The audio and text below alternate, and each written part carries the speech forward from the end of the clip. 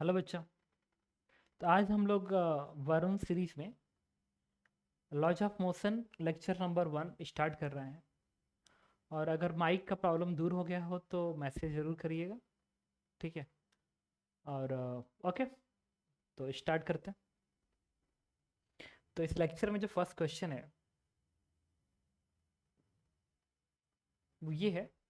और ये question easy question है, बहुत डिफिकल्ट नहीं है। शुरू में लगेगा अगर आप क्वेश्चन को देखेंगे तो डिफिकल्ट है, बट डिफिकल्ट नहीं है। आपको क्या करना है, क्वेश्चन रीड करना है, वीडियो को पॉज करना है, सॉल्व करना है और एकदम यही करना। ठीक है, एकदम सीख रहे हो, एडवांस तो सीख रहे हो। तो पढ़ लो, वीडियो पॉज करो, सॉल्व करो, फिर बढ़ाएंगे। Okay. Uniform rope of length 13 metre, इसका लेवल मैं लिख दूँ। ये 40% के लेवल पे, हालांकि क्वेश्चन इजी है तो 40% बोलना उतना सही है नहीं, बट आपको लग सकता है थोड़ा डिफिकल्ट है, 35% मान लेते हैं। क्वेश्चन में कह रहे हैं कि uniform rope of length 13 metre tied on the peg A. Total length 30 metre है। Peg A and over the frictionless peg B fix in the level, fix in the level, in the level का मतलब कि horizontal level दोनों का exactly same है। Horizontal level दोनों का exactly same है, मतलब ये लेवल एग्जैक्ट सेम है। If in equilibrium the length of the rope hanging between the peg is 8 metre, ये 8 मीटर है। The angle with the rope make with the wall at the peg A is close to, ये angle theta कितना होगा, ये question में पूछ रहा है। तो सिमेट्री से आप ये कह सकते हो कि जो एंगल ये होगा एग्जैक्टली ये भी एंगल वही होगा, एग्जैक्टली यही एंगल ये भी होगा। अब मैंने क्या किया कि इतने पार्ट की सिर्फ बीडी बनाई, सिर्फ इतने पार्ट की बीडी बनाई। तो यहाँ पे टेंशन टी आप ऊपर की ओर दिखाएंगे और इतने पार्ट का वेट नीचे की ओर दिखाएंगे। और वेट होगा मास पर रूट लेंथ लैम्डा इंटू ये लेंथ 5 के बराबर है। तो 5, ये पूरा मास बन गया लैम्डा इंटू 5 इंटू जी, ये पूरा इतने पार्ट का वेट बन जाएगा। क्योंकि ये पार्ट इक्विलिब्रियम पे है तो आप फोर्स बैलेंस करेंगे। तो T minus 5 lambda g is equal to 0। That means T is equal to 5 lambda into g. Okay, इस पार्ट की अलग एबीडी बनाई और इस पार्ट की एबीडी में अलग बनाने जा रहा हूँ, अलग बनाने जा रहा हूँ। तो अगर मैं इस पार्ट की एबीडी अलग बनाऊँ, मैं कहूँगा कि जो टेंशन यहाँ होगा सिमेट्री से एग्जैक्टली वही टेंशन यहाँ पर भी होगा। और एक और बात, अगर ये यहाँ पे टेंशन टी है तो जस्ट इधर भी टेंशन टी होगा, क्योंकि ये फ्रिक्शन लेस है, फ्रिक्शन लेस है और ये मासेस भी बहुत ही कम होंगे।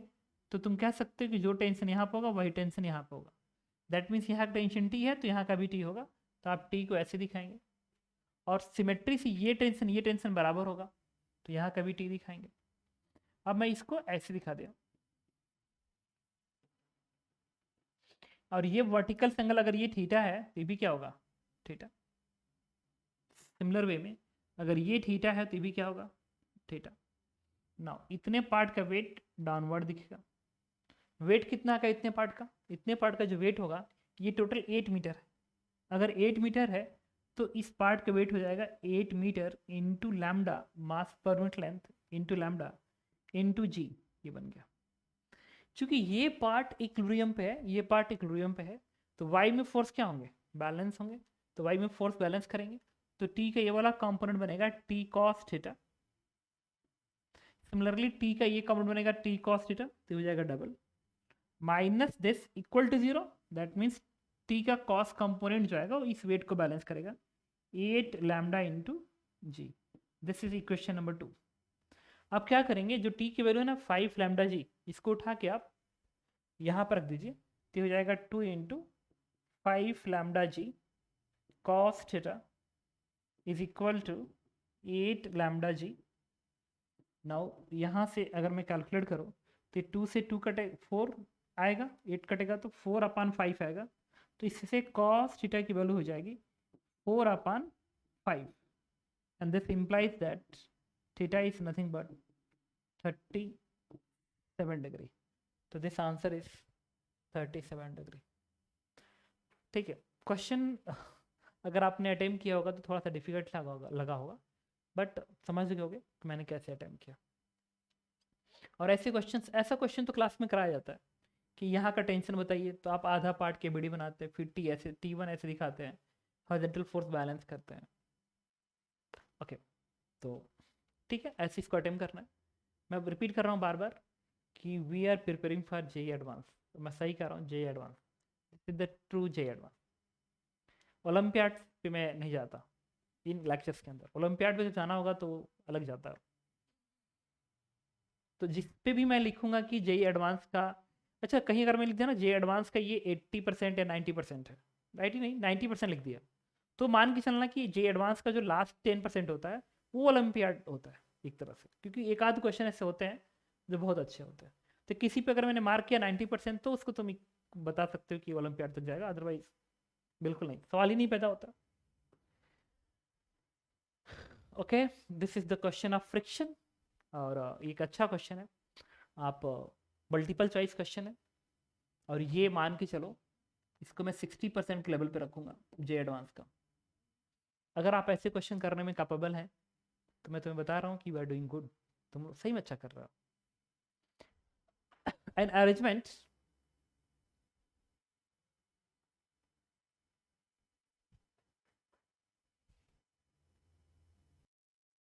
ओके, तो क्वेश्चन को रीड कर लीजिए, और ये है 60% के लेवल पे, आप इसको अटेम्प्ट करना, मल्टीपल चॉइस क्वेश्चन है, आई थिंक आपने अटेम्प्ट कर लिया होगा। An arrangement of the masses and the pulley is shown in the figure. The string connecting masses A and B with the pulley are horizontal. Okay. And all pulley and strings are light. The friction coefficient between the surface and the block B. कह रहा block A और block B के बीच का friction coefficient 0.7 है। आपको question दिख रहा होगा ना, ये 6 kg का 3 kg का, नीचे फ्रिक्शन कोफिशिएंट 0.2 है, ऊपर फ्रिक्शन कोफिशिएंट 0.7 है। ये 1 kg, ये 6 kg, सिस्टम को रिलीज किया गया। The magnitude of acceleration of the system is 2 meter per second square and there is no slipping between the block A and block B. Okay.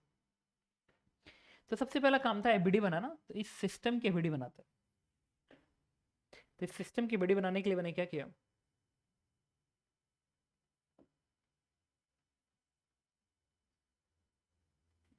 मैं question लाता हूं पर एक बार देख लो। ओके, अब मैंने क्या किया, इस डायग्राम पे आ गया, देखो अब क्वेश्चन आपको क्लियर दिख रहा होगा। This the 6 kg and this one is 1G.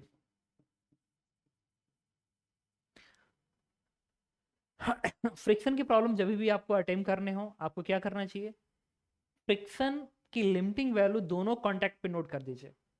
जैसे यहाँ पे फ्रिक्शन की लिमिटिंग वैल्यू, इस कॉन्टैक्ट पे फ्रिक्शन की जो लिमिटिंग वैल्यू आएगी F1 is mu m g, mu क्या है 0.7, एम क्या है 6 इंटू जी, तो बन जाएगा 42 न्यूटन। सिमिलरली ये जो बॉटम पॉइंट है, इस पे जो फ्रिक्शन की लिमिटिंग वैल्यू आएगी F2, that is mu m g, mu क्या 0.2, और एम आएगा टोटल मास 639, 9 इंटू 2 18, आ गया 18 न्यूटन। ओके, अब इसमें इंपॉर्टेंट है कि जब ये सिस्टम मूव कर रहा होगा, ये तो तय है कि 6 kg का है, तो इधर मूवमेंट के चांसेस हैं।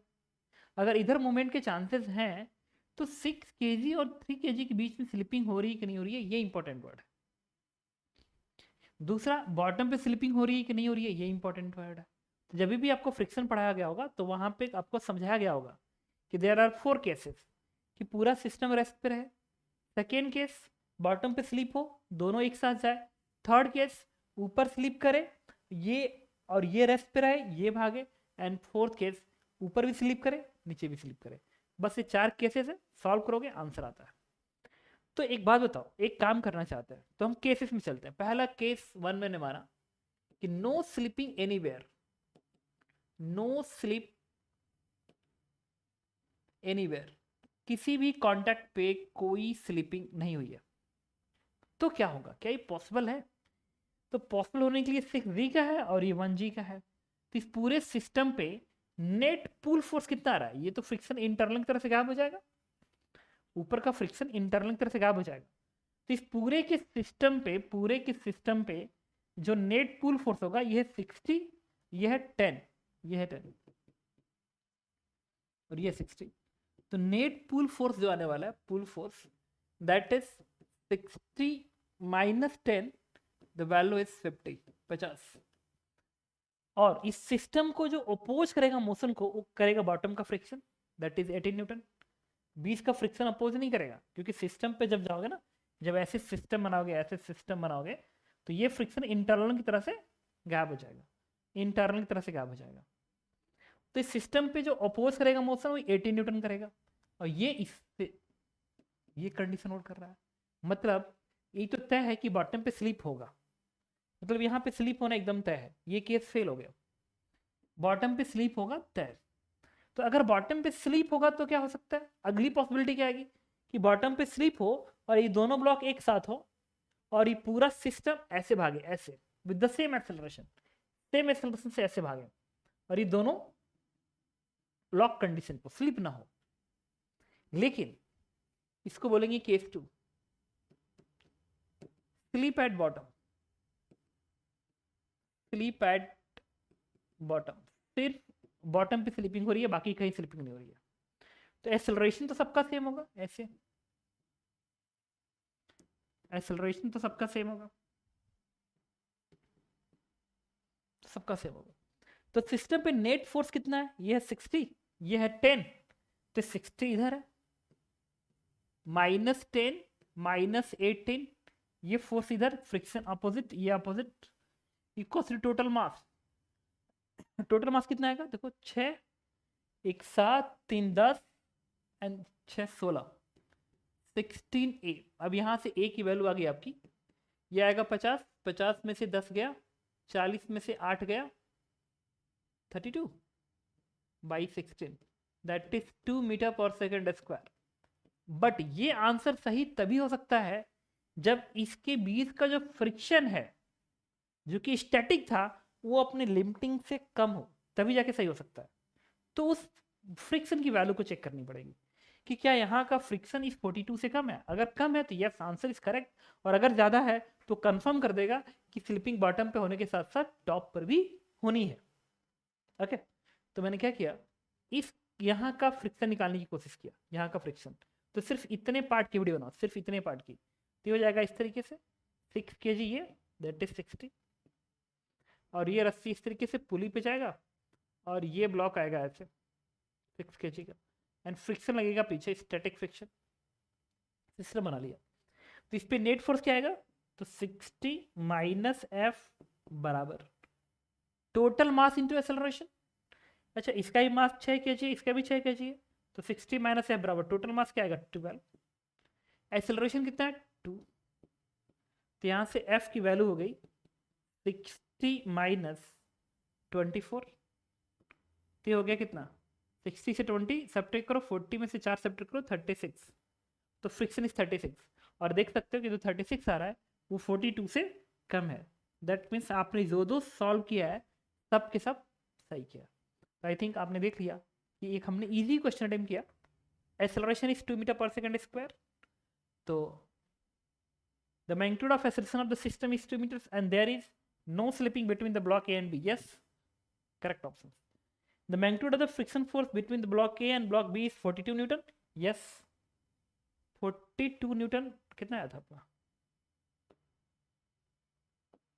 42 नहीं था, 36 आया था, 36। दैट मीन्स ये गलत ऑप्शन है। Acceleration of block C is इतना, गलत ऑप्शन है। The tension in string connected between block B and D, B, block B and D, block B कौन सा है? यह ब्लॉक बी और डी के बीच में रस्सी में टेंशन कितना है? तो टी ऊपर को दिखाओगे, इसका वेट 1g, 10 नीचे को दिखाएंगे, क्योंकि एक्सेलरेशन सिस्टम का ऊपर है कितना? 2 के बराबर, तो एफ बराबर है में, तो टी माइनस 10 बराबर mass 1 kg into acceleration, and that is 12 Newton's. Yes, this is correct. तो ये जो 12 कह रहा है डी पार्ट, वो सही कह रहा है। तो इस क्वेश्चन का आंसर है ए एंड डी। तो आपने देखा कि एक हमने अच्छा कॉन्सेप्चुअल पार्ट सॉल्व किया क्वेश्चन के अंदर। Now the next question is this one. ये मैथ द कॉलम का क्वेश्चन है, और ये जो क्वेश्चन है मैथ द कॉलम का, इसको मैं अगेन 60% के लेवल पे रखूंगा। आप क्वेश्चन को रीड कर लीजिए और आपको बताना है कि कौन सा आंसर होल्ड करेगा। ठीक है, तो वीडियो पॉज करिए और उसको सॉल्व करिए। ओके, तो देखो सबसे पहले हम लोग ऑप्शन ए पे चलते हैं, और जो अप्रोच बताऊंगा आपको उसी अप्रोच से क्वेश्चन को सॉल्व करना है। ठीक है, तो ऑप्शन ए में इस डायग्राम को मैं दोबारा बना दूं।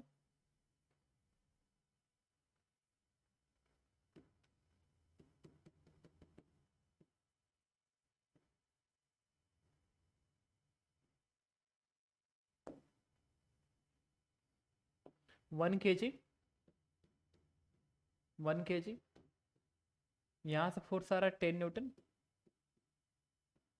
यहाँ का फ्रिक्शन कोफिशिएंट है μ1 एंड μ2। ये ब्लॉक ए है, ये ब्लॉक बी है। μ1 0 और μ2 0.1 है। μ1 0 है एंड μ2 0.1 है। ठीक है, तो सबसे पहले हम लोग क्या करेंगे ना कि लिमिटिंग वैल्यू सॉल्व करेंगे। मैंने कहा था कि कोई भी क्वेश्चन अटेम्प्ट करना है सबसे पहले लिमिटिंग वैल्यू आपको सॉल्व करनी है। तो लिमिटिंग वैल्यू, अच्छा इस कॉन्टैक्ट पे जो नॉर्मल रिएक्शन आएगा ऐसे बनेगा, इसी को बैलेंस करेगा, और यहाँ का जो एन आएगा वो भी इसी को बैलेंस करेगा। अगर इसको पूरे को सिस्टम मान लोगे, पूरे को अगर सिस्टम मान लेते हो, तो इधर का एन इस 10 को बैलेंस करेगा, तो यहाँ का भी एन 10 आएगा।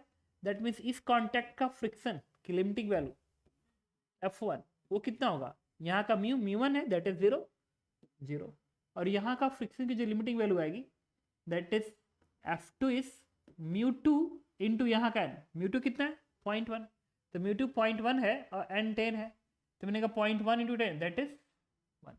ये लिमिटिंग वैल्यूज हैं, ये लिमिटिंग वैल्यूज हैं। अब इसकी एबीडी में मैंने 1g ऐसे दिखाया दैट इज 10 न्यूटन, ये भी मैंने 10 न्यूटन नीचे कर दिखाया। अब क्या क्या पॉसिबिलिटी है मैं बताता हूं तुम्हें। क्वेश्चन में पूछा गया है, देखना एक्सेलरेशंस की वैल्यूज कितनी होंगी। फर्स्ट पार्ट में सॉल्व कर रहा हूं, और जैसे सॉल्व करूंगा बाकी पार्ट भी आपको ऐसे ही करना। अगेन दो कॉन्टैक्ट्स है, एक ये है और एक ये है। इसमें क्या है, पॉसिबल है कि दोनों ही रेस्ट पर है। केस 1। केस 2 क्या है कि यहां पे स्लिपिंग हो, दोनों साथ साथ जाए। केस 3 ये रेस्ट पर है, यहां पे स्लिपिंग हो। एंड फोर्थ केस ये भी स्लिप करे, ये भी स्लिप करे। बस यही दो 4 केसेस पॉसिबल है। केस 1 की बात करते हैं। केस 1 में क्या ये सिस्टम रेस्ट पे रह सकता है, तो केस 1 में no slipping anywhere, no slipping anywhere, ये एनीवेयर। अभी कंडीशन चेक करो कि पॉसिबल नहीं है। क्यों नहीं पॉसिबल है, जब इसको सिस्टम बना दोगे ना, ऐसे सिस्टम लो लोगे, तो इसका फ्रिक्शन इंटरलिंक तरह से गैप हो गया, तो इस पूरे सिस्टम पे 10 न्यूटन टोटल 20 न्यूटन का फोर्स है। ये रुक तभी सकता है जब यहाँ से फ्रिक्शन आए और इनको बैलेंस करे, क्योंकि इंटरनल फ्रिक्शन तो बैलेंस करने वाला नहीं है। सिस्टम में नेट फोर्स 0, एक्सटर्नल फोर्स 0 होना चाहिए, एक्सटर्नल फोर्स का सम 0 होना चाहिए। तो अगर मैं इसको सिस्टम बना लो, इसको सिस्टम बना लो, तो यहाँ का फ्रिक्शन इंटरनल तरह से गैप हो जाएगा, और यहाँ का फ्रिक्शन 0 है। ठीक है, तो इस पूरे 20 न्यूटन को बैलेंसिंग हो ही नहीं पाएगी। That means case 1 is wrong. Now we are going in case 2। Case 2 में मैंने कहा था आपसे कि यहाँ पे स्लिप करे और दोनों साथ साथ जाए, मतलब मूव टुगेदर। मूव टुगेदर का मतलब दोनों का एक्सेलरेशन एग्जैक्टली सेम होना चाहिए। तो मूव टुगेदर में मान लिया दोनों का एक्सेलरेशन सेम है, तो दोनों का एक्सेलरेशन सेम है, तो इस पूरे सिस्टम पे नेट फोर्स डाउनवर्ड कितना आएगा 20 newton, 10 + 10 is equal to total mass 2 kg into acceleration a, क्योंकि यहाँ पे तो फ्रिक्शन है नहीं। यहाँ से ए की वैल्यू क्या आ गई 10 मीटर पर सेकेंड स्क्वायर आ गया, मतलब दोनों ब्लॉक का एक्सेलरेशन 10 मीटर पर सेकेंड स्क्वायर होगा। लेकिन ये आंसर तभी सही होगा जब इसके बीच का जो फ्रिक्शन हो वो अपने लिमिटिंग से कम हो, 1 से कम हो, तभी सही होगा, अदरवाइज सही नहीं होने वाला है। तो क्या करेंगे, किसी एक ब्लॉक की एवडी बनाएंगे। चलो मैंने 1 kg एवडी बनाया, तो इसको 10 दिखाओगे, यहाँ का फ्रिक्शन स्टैटिक दिखाएंगे और लिखेंगे 10 माइनस एफ बराबर मास 1 है ना, तो 1 इंटू एक्सेलरेशन 10 है, इससे एफ की वैल्यू क्या आ गई 0। 0 तो 1 से कम ही होता है, that means yes case 1 is correct. मतलब दोनों के बीच में फ्रिक्शन होगा ही नहीं, दोनों ही फ्री फॉल कर रहे होंगे और दोनों का एक्सेलरेशन एग्जैक्टली जी होगा। ओके, तो हमें आंसर करना होगा फर्स्ट पार्ट का आंसर में दोनों का एक्सेलरेशन, दोनों का जो एक्सेलरेशन है वो जी होना चाहिए। मतलब देखो ए ऑफ दिस दिस मतलब ए का जो आंसर होना चाहिए that should be R, A part का आंसर होना चाहिए आर। नाउ सिमिलरली अब मुझे बात करनी है इस कंडीशन के लिए। एक काम करते हैं ना, इसको सॉल्व करना ही पड़ेगा तभी आप समझ पाओगे। मैं अब बताता हूँ, केस 2 सॉल्व करते हैं, म्यू2 0 म्यू1 इतना। तो इस केस में म्यू2 0 है और म्यू1 0.1 है, म्यू1 0.1 हो गया और ये 0 हो गया, तो ये पूरा केस क्वेश्चन ऐसा बन जाएगा बी पार्ट के लिए, ये इस तरीके से है। और अब की बार ये भी 10 न्यूटन रहेगा, ये भी 10 रहेगा, ये तो चेंज होगा नहीं, दैट इज 1 kg 1 kg। यहाँ का फ्रिक्शन म्यू1 है ना, अब म्यू1 1 कर दिया और म्यू2 0 कर दिया, म्यू2 0 कर दिया, म्यू2 0 कर दिया, तो यहाँ का फ्रिक्शन तो 0 हो गया लिमिटिंग, बस यहीं का फ्रिक्शन बचेगा। और ये F2 ये F1 की लिमिटिंग वैल्यू क्या आएगी म्यू इंटू एन, म्यू 0.1 है और एन यहाँ से कितना आ रहा है 10। आई थिंक डाउट होगा तो मैसेज करना, ये आ गया 1 के बराबर। ओके, अब पहली पॉसिबिलिटी क्या, क्या पूरा सिस्टम रेस्ट में रह सकता है? तो पूरे सिस्टम को रेस्ट में रखने के लिए केस 1 के लिए, केस 1 नो स्लिपिंग एनीवेयर। तो अगर मैं इस पूरे को सिस्टम बना लूँ तो यहाँ का फ्रिक्शन तो है ही नहीं है, और सिस्टम पे नेट डाउनवर्ड कितना है 20, और रुकेगा कौन, यहाँ का फ्रिक्शन जो कि 1 के बराबर है, तो क्या रुकेगा, नहीं नहीं रुकेगा, तो case 1 is wrong. Now case 2 की बात करते हैं। केस 2 में दोनों ही सिस्टम एक साथ सज जाए, दोनों ही सिस्टम साथ सज जाए, ये चेक करते हैं। अच्छा, जो ऑर्डर मैं बता रहा हूँ ना, तुम अगर इस ऑर्डर में जाते हो तो कभी तुमसे मिस्टेक नहीं हो सकता। पहला, पूरा सिस्टम रेस्ट में है। सेकेंड, यहाँ पे स्लिप करे दोनों साथ जाए। थर्ड केस, ये स्लिप करे ये रुका रहे। फोर्थ केस, ये भी स्लिप करे ये भी स्लिप करे। 4 केसेस पॉसिबल है, और मैं इसी ऑर्डर में पहुंचता और मुझे हमेशा आंसर आता, तुम्हारा भी हमेशा आएगा, और एकदम कॉन्फिडेंस के साथ आएगा कि ये सही है तो सही है, आंसर ऐसा होना चाहिए। मतलब मूव टुगेदर, इस केस की बात कर रहे हैं, मूव टुगेदर।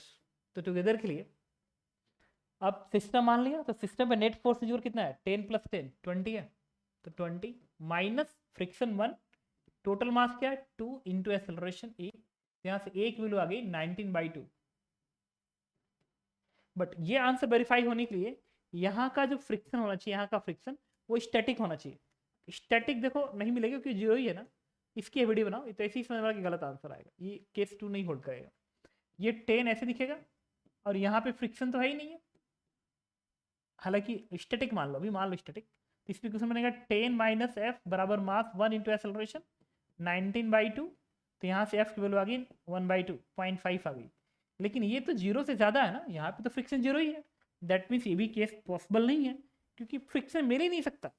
जबकि दोनों को ये एक्सेलरेशन देने के लिए 19/2 का एक्सेलरेशन देने के लिए, दोनों को 19/2 का एक्सेलरेशन देने के लिए बीच में फ्रिक्शन को आना ही पड़ेगा, बीच में फ्रिक्शन को आना ही पड़ेगा। बट इस केस में नहीं आ पाएगा क्योंकि जीरो है, उससे मिल नहीं सकता, तो केस 2 बेकार गलत हो गया। तो केस 3 क्या है, केस 3 ये हो सकता है कि ये ब्लॉक रुका रहे और ये भाग जाए। अच्छा, ये ब्लॉक रुकने के लिए, ब्लॉक इस ब्लॉक की वीडियो बना रहा हूँ, थिंक ब्लॉक ये है, तो ये 10 न्यूटन है और यहाँ का फ्रिक्शन 1 ऊपर को काम करेगा, तो क्या ये ब्लॉक रुका रह सकता है, नहीं रह सकता, तो रुकने के लिए ऊपर 10 चाहिए, ये भी केस गलत हो गया। दैट मीन्स केस 4 जो है वो एक करेक्ट, 4 ही केस पॉसिबिलिटी है, तो चौथे केस पे चले गए, तो चौथे को हर हाल में सही होना पड़ेगा, हर हाल में सही होना पड़ेगा। अब कुछ टाइम नहीं लग रहा है, ऐसा मतलब टाइम ज़्यादा लग रहा है, कोई टाइम नहीं लग रहा है, ये बेसिक मेथड है, एक्चुअली मैं बेसिक अटेम्प्ट कर रहा हूँ। कई बार बच्चे क्या करते हैं ना, सर ये इसमें मिस्टेक हो जाता है, तो पहले सब रेस्ट में, फिर इधर का दोनों साथ साथ, फिर एक रुका रहेगा, दूसरा भागेगा, फिर दोनों भागेंगे। ये एकदम बेसिक ऑर्डर्स हैं और कोई टाइम नहीं लगता है, अगर प्रैक्टिस करो अच्छे से टाइम नहीं लगता है। अब इस ब्लॉक की बात कर रहे हैं। फोर्थ केस में मान लें कि दोनों अलग अलग भागेंगे, तो चलो दोनों अलग अलग भागेंगे और यही एक सही ऑप्शन है, तो इसको हम 10 दिखाएंगे और यहाँ का फ्रिक्शन 1 दिखाओगे। यहाँ पे तो फ्रिक्शन है नहीं, ये ब्लॉक ये है, तो इसका सेक्शन क्या होगा 10 - 1 बराबर 1 into a of acceleration of a, तो ए ऑफ क्या आ गया 9। सिमिलरली अगर मैं इस ब्लॉक की वीडियो बनाऊँ बी वाले ब्लॉक की, तो 10 नीचे को दिखाएंगे और फ्रिक्शन तो है नहीं, तो इस पे क्या लिखेंगे बी पे एफ बराबर m into a of B, इससे ए ऑफ बी कितना आएगा दैट इज 10 डाउनवर्ड्स। इसका मतलब कि बी का एक्सेलरेशन 10 होगा और ए का 9 होगा, तो बी का 10 और ए का 9, बी का 10 और ए का 9, तो बी का 10 है और ए का 9 है, तो बी का 10 और ए का 9 है, दैट मीन्स बी का जो आंसर होना चाहिए that should B Q, that should B Q. अब हम इसकी बात कर रहे हैं, सी पार्ट सॉल्व करते हैं, पॉइंट 1 एंड 1 ओके। तो सी पार्ट के लिए मैंने क्या किया, इस तरीके से दिखाया, और ये ए है ये बी है, इसको आप 10 दिखाएंगे, इसको भी आप 10 दिखाएंगे। अच्छा यहाँ का लिमिटिंग वैल्यू μ1 है ना, μ1 सी पार्ट के लिए 0.1 है, 0.1 है, दैट मीन्स इसकी लिमिटिंग वैल्यू क्या आएगी 10 आएगी, सॉरी 1 आएगी, म्यू इंटू एन, डाउट होगा तो रोक सकते हो, यहाँ से आएगा दैट इज 10। क्यों 10 आएगा, क्योंकि उन्होंने दे रखा है 1, अगर ये 1 है तो एन जब मल्टीप्लाई होगा 10 के साथ तो वो 10 बनाएगा। ओके अब आते हैं, ये कंडीशन है। अब पहला केस क्या माने थे, सिस्टम रुका रहेगा, तो सिस्टम केस वन देखो फेल हो जाएगा। केस 1 फेल इस तरीके से होगा क्योंकि जब तुम सिस्टम मानोगे, सिस्टम तो 20 नीचे है, ये तो फ्रिक्शन इंटरनल से गायब हो जाएगा, तो 20 नीचे और ये 1 ऊपर, सिस्टम रुक ही नहीं पाएगा। Case 1 fail. केस 2 क्या था, केस 2 था हमारा दोनों साथ साथ मूव करेंगे, तो दोनों का सेक्शन बराबर, तो सिस्टम बना ले, तो 20 नीचे फ्रिक्शन ऊपर, तो आप क्या लिखेंगे 20 माइनस फ्रिक्शन बराबर टोटल मास इंटू एक्सेलरेशन, इससे एक वैल्यू आ गई 9.5। बट ये आंसर तभी सही होगा जब यहाँ का फ्रिक्शन की वैल्यू, यहाँ की फ्रिक्शन की वैल्यू अपने लिमिटिंग से कम हो, तभी जाके दोनों का एक्सेलरेशन एक हो सकता है। तो हम लोग क्या करेंगे, ब्लॉक बी की एवडी बनाएंगे, तो ब्लॉक बी की एवडी बनाओगे तो 10 नीचे दिखाओगे, फ्रिक्शन तुम ऊपर को दिखाओगे, यहाँ पर लिखेंगे एफ बराबर एम है, तो 10 माइनस एफ बराबर मास इंटू 9.5, तो यहाँ से एफ की जो वैल्यू आएगी दैट इज 0.5, और देख सकते हो कि ये यहाँ की लिमिटिंग से कम है, दैट मीन्स ये केस करेक्ट हो गया। इसका मतलब दोनों ही ब्लॉक का जो एक्सेलरेशन होगा वो 9.5 होगा, इसका मतलब कि सी पार्ट का आंसर होना चाहिए पी, सबका सेम होगा। ओके पी क्यू आर, एक तो एस बचा हुआ है। अब बात करेंगे 1 एंड 0.1 का, चलो एक क्वेश्चन सॉल्व कर ही लेते हैं, जब कर रहे हैं तो कर लेते हैं सॉल्व। तो 1 एंड 0.1 इसीलिए 60% पर रखा ना, क्योंकि आपको सबको चेक करना पड़ रहा है, सबको चेक करना पड़ रहा है, तो टाइम तो लग ही रहा है, तो 60% इवन इसको 70 तक ले जाओगे तो कोई गड़बड़ नहीं है, जा सकता है। ये 1 है और ये 0.1 है, दैट मीन्स अगर मैं इसको ऐसे दिखाऊं डी पार्ट के लिए कि एक ब्लॉक ऐसा है, एक ब्लॉक ऐसा है, तो ये आएगा 10, ये भी आएगा 10। अब यहाँ की जो लिमिटिंग वैल्यू है वो आएगी 10 के बराबर, और यहाँ की लिमिटिंग वैल्यू कितनी आएगी दैट इज 1। ओके अब लिखेंगे हम पहला केस की सिस्टम रुका रहेगा, केस 1। तो केस 1 में क्या सिस्टम रुका रहेगा, नहीं, क्योंकि सिस्टम पे नेट फोर्स 20 नीचे को आ रहा है और फ्रिक्शन 10 आ रहा है, नहीं रुक सकता, गलत। केस 2 के लिए मैंने क्या किया, केस 2 के लिए ये कहा कि ये यहाँ पे स्लीप होगा, दोनों एक साथ जाएंगे, मतलब मूव टुगेदर केस था, तो नेट फोर्स नीचे को 20 है, माइनस यहाँ का फ्रिक्शन क्या आएगा 10 is equal to mass into acceleration, a की वैल्यू क्या आ गई 5 मीटर पर सेकेंड स्क्वायर आ गई। ठीक है, आई थिंक आप समझ पा रहे होगे मैं क्या कर रहा हूँ भाई, नेट 20 और यहाँ का फ्रिक्शन 10, सिस्टम लिया तो फ्रिक्शन इंटरनल तरफ से गायब, एक्सेलरेशन सेम, एफ बराबर एम है। अब इस ये आंसर सही तभी होगा जब यहाँ का फ्रिक्शन अपनी लिमिटिंग से कम होगा। चलो इसकी एबीडी बनाते हैं, जब इसकी एबीडी बनाओगे तो 10 नीचे दिखाओगे, फ्रिक्शन ऊपर को दिखाओगे और लिखोगे 10 माइनस एफ बराबर मास इंटू एक्सेलरेशन 5, एफ क्या आ गया 5, बट ये तो 1 से ज़्यादा है, दैट मीन्स ये केस भी गलत हो गया, केस 2 गलत हो गया। Now we are going to talk about case 3। Case 3 में क्या होगा कि मैंने कहा था केस 3 में ये रुका रहे बट ये भागे। केस 3 में ये रुका रहे बट ये भागे, तो ये रुका रहे इसका मतलब अगर मैं इसकी एबीडी बनाऊं तो ये 10 मैं नीचे को दिखाऊंगा, नीचे को। और अगर ये रुका रहे और ये वाला ब्लॉक भाग रहा है, ब्लॉक बी भाग रहा है, दैट मीन्स उस पर 10 नीचे को काम करेगा और इस पर ये फ्रिक्शन ऊपर को काम करेगा। कितने का? 1 का ऊपर को काम करेगा। और इस पे 1 ऊपर तो इस पे 1 नीचे। अब देखो ये 10 ऊपर को दिखेगा ऐसे, तो ऊपर को आएगा, तो क्या ये रुका रह सकता है? नहीं, क्योंकि 10 है और ये 11 है। दैट मीन्स केस 3 भी हमारा गलत हो गया। तो केस 4 में क्या होगा? केस 4 ही पॉसिबल है जो कि सही होगा। केस 4 में ए भी भागेगा, ये भी भागेगा, दोनों ही भाग रहे होंगे। तो इसकी एबीडी तो ऐसे ही बनेगी, बी वाले की एबीडी ये 10 ऐसे ही दिखेगा, ये वाला 1 ऐसे दिखेगा। इस पर लिखेंगे एफ बराबर में 10 - 1 बराबर 1 इंटू A1। इससे ए बी, इससे ए एफ बी की वैल्यू आ जाएगी, दैट इज 9। अब बनाएंगे इसकी एबीडी। इसकी एबीडी जो बनेगा उसमें ये 10 नीचे को दिखाओगे, फ्रिक्शन 1 ऐसे दिखाएंगे, ये 10 ऊपर को दिखाएंगे। अब इस पर लिखेंगे एफ बराबर में, तो 10 + 1 11 माइनस 10 बराबर mass 1 into acceleration a of a. Then a of a is nothing but 1। बस इसको चेक करने की जरूरत नहीं है क्योंकि तो चौथा केस है, इसको हर हाल में सही होना है। तो ए का एक्सेलरेशन 1 होना चाहिए और बी का 9, तो ए का 1 और बी का 9। यस, डी पार्ट का जो आंसर होना चाहिए दैट इज। तो ये मैट्रिक्स मैथ्स था। तो कुल मिला के थोड़ा सा टाइम टेकिंग तो था ही, बट आपने क्वेश्चन को देख लिया कि मैंने कैसे अटेम्प्ट किया। आपको भी इसी तरीके से अटेम्प्ट करना है। ओके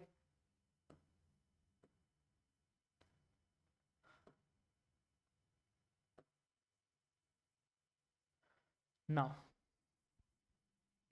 ये क्वेश्चन जो है वो एक अच्छा क्वेश्चन है।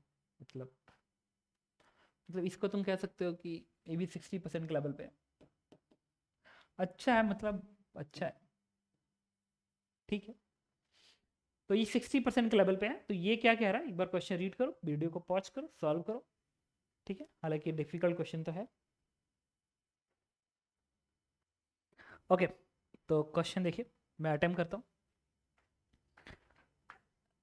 इसमें ना ये अगर क्वेश्चन पढ़ लो तो ये मासिव है, इसका मास बहुत ज़्यादा है और इस रॉड का मास बहुत कम है। ये मासलेस एक तरह से मान सकते हो, मासलेस है।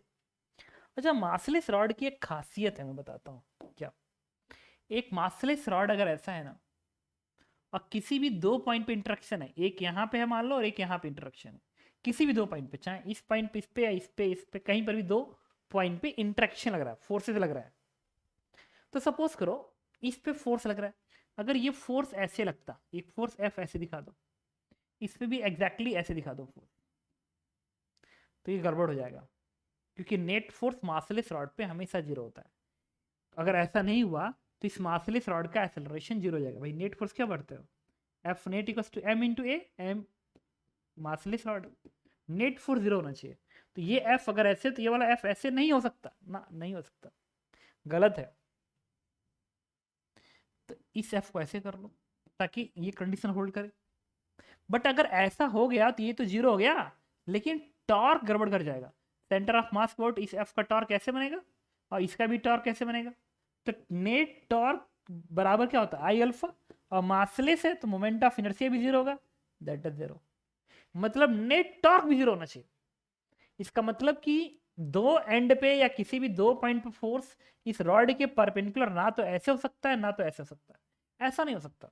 मतलब एक मासलेस रॉड को अगर 2 पॉइंट के बीच में कनेक्ट किया गया है या उस 2 पॉइंट पे फोर्सेस लग रहा है, एक मासलेस रॉड के 2 पॉइंट पे फोर्सेस लग रहा है, तो फोर्सेस हर हाल में रॉड के पैरेलल हो सकते हैं, उसके परपेंडिकुलर्स नहीं हो सकते, नहीं हो सकते।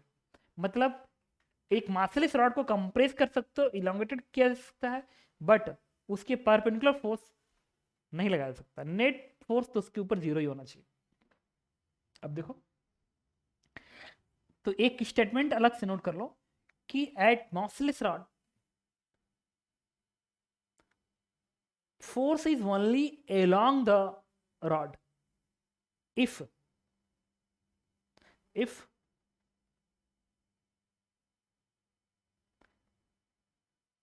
if you are making a BD by two interaction points,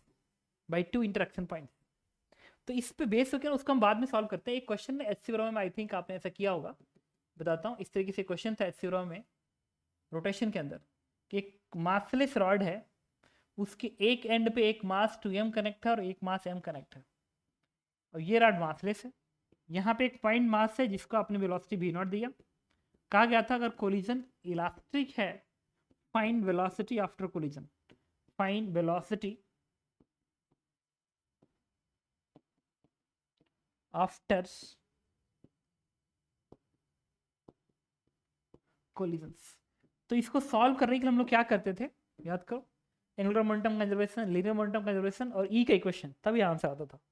इतनी की जरूरत नहीं है भाई। मासलेस रॉड है ना, और दो जगह इंटरेक्शन है, एक ये और एक ये, टू अंडरलाइन, दो जगह इंटरेक्शन हुआ।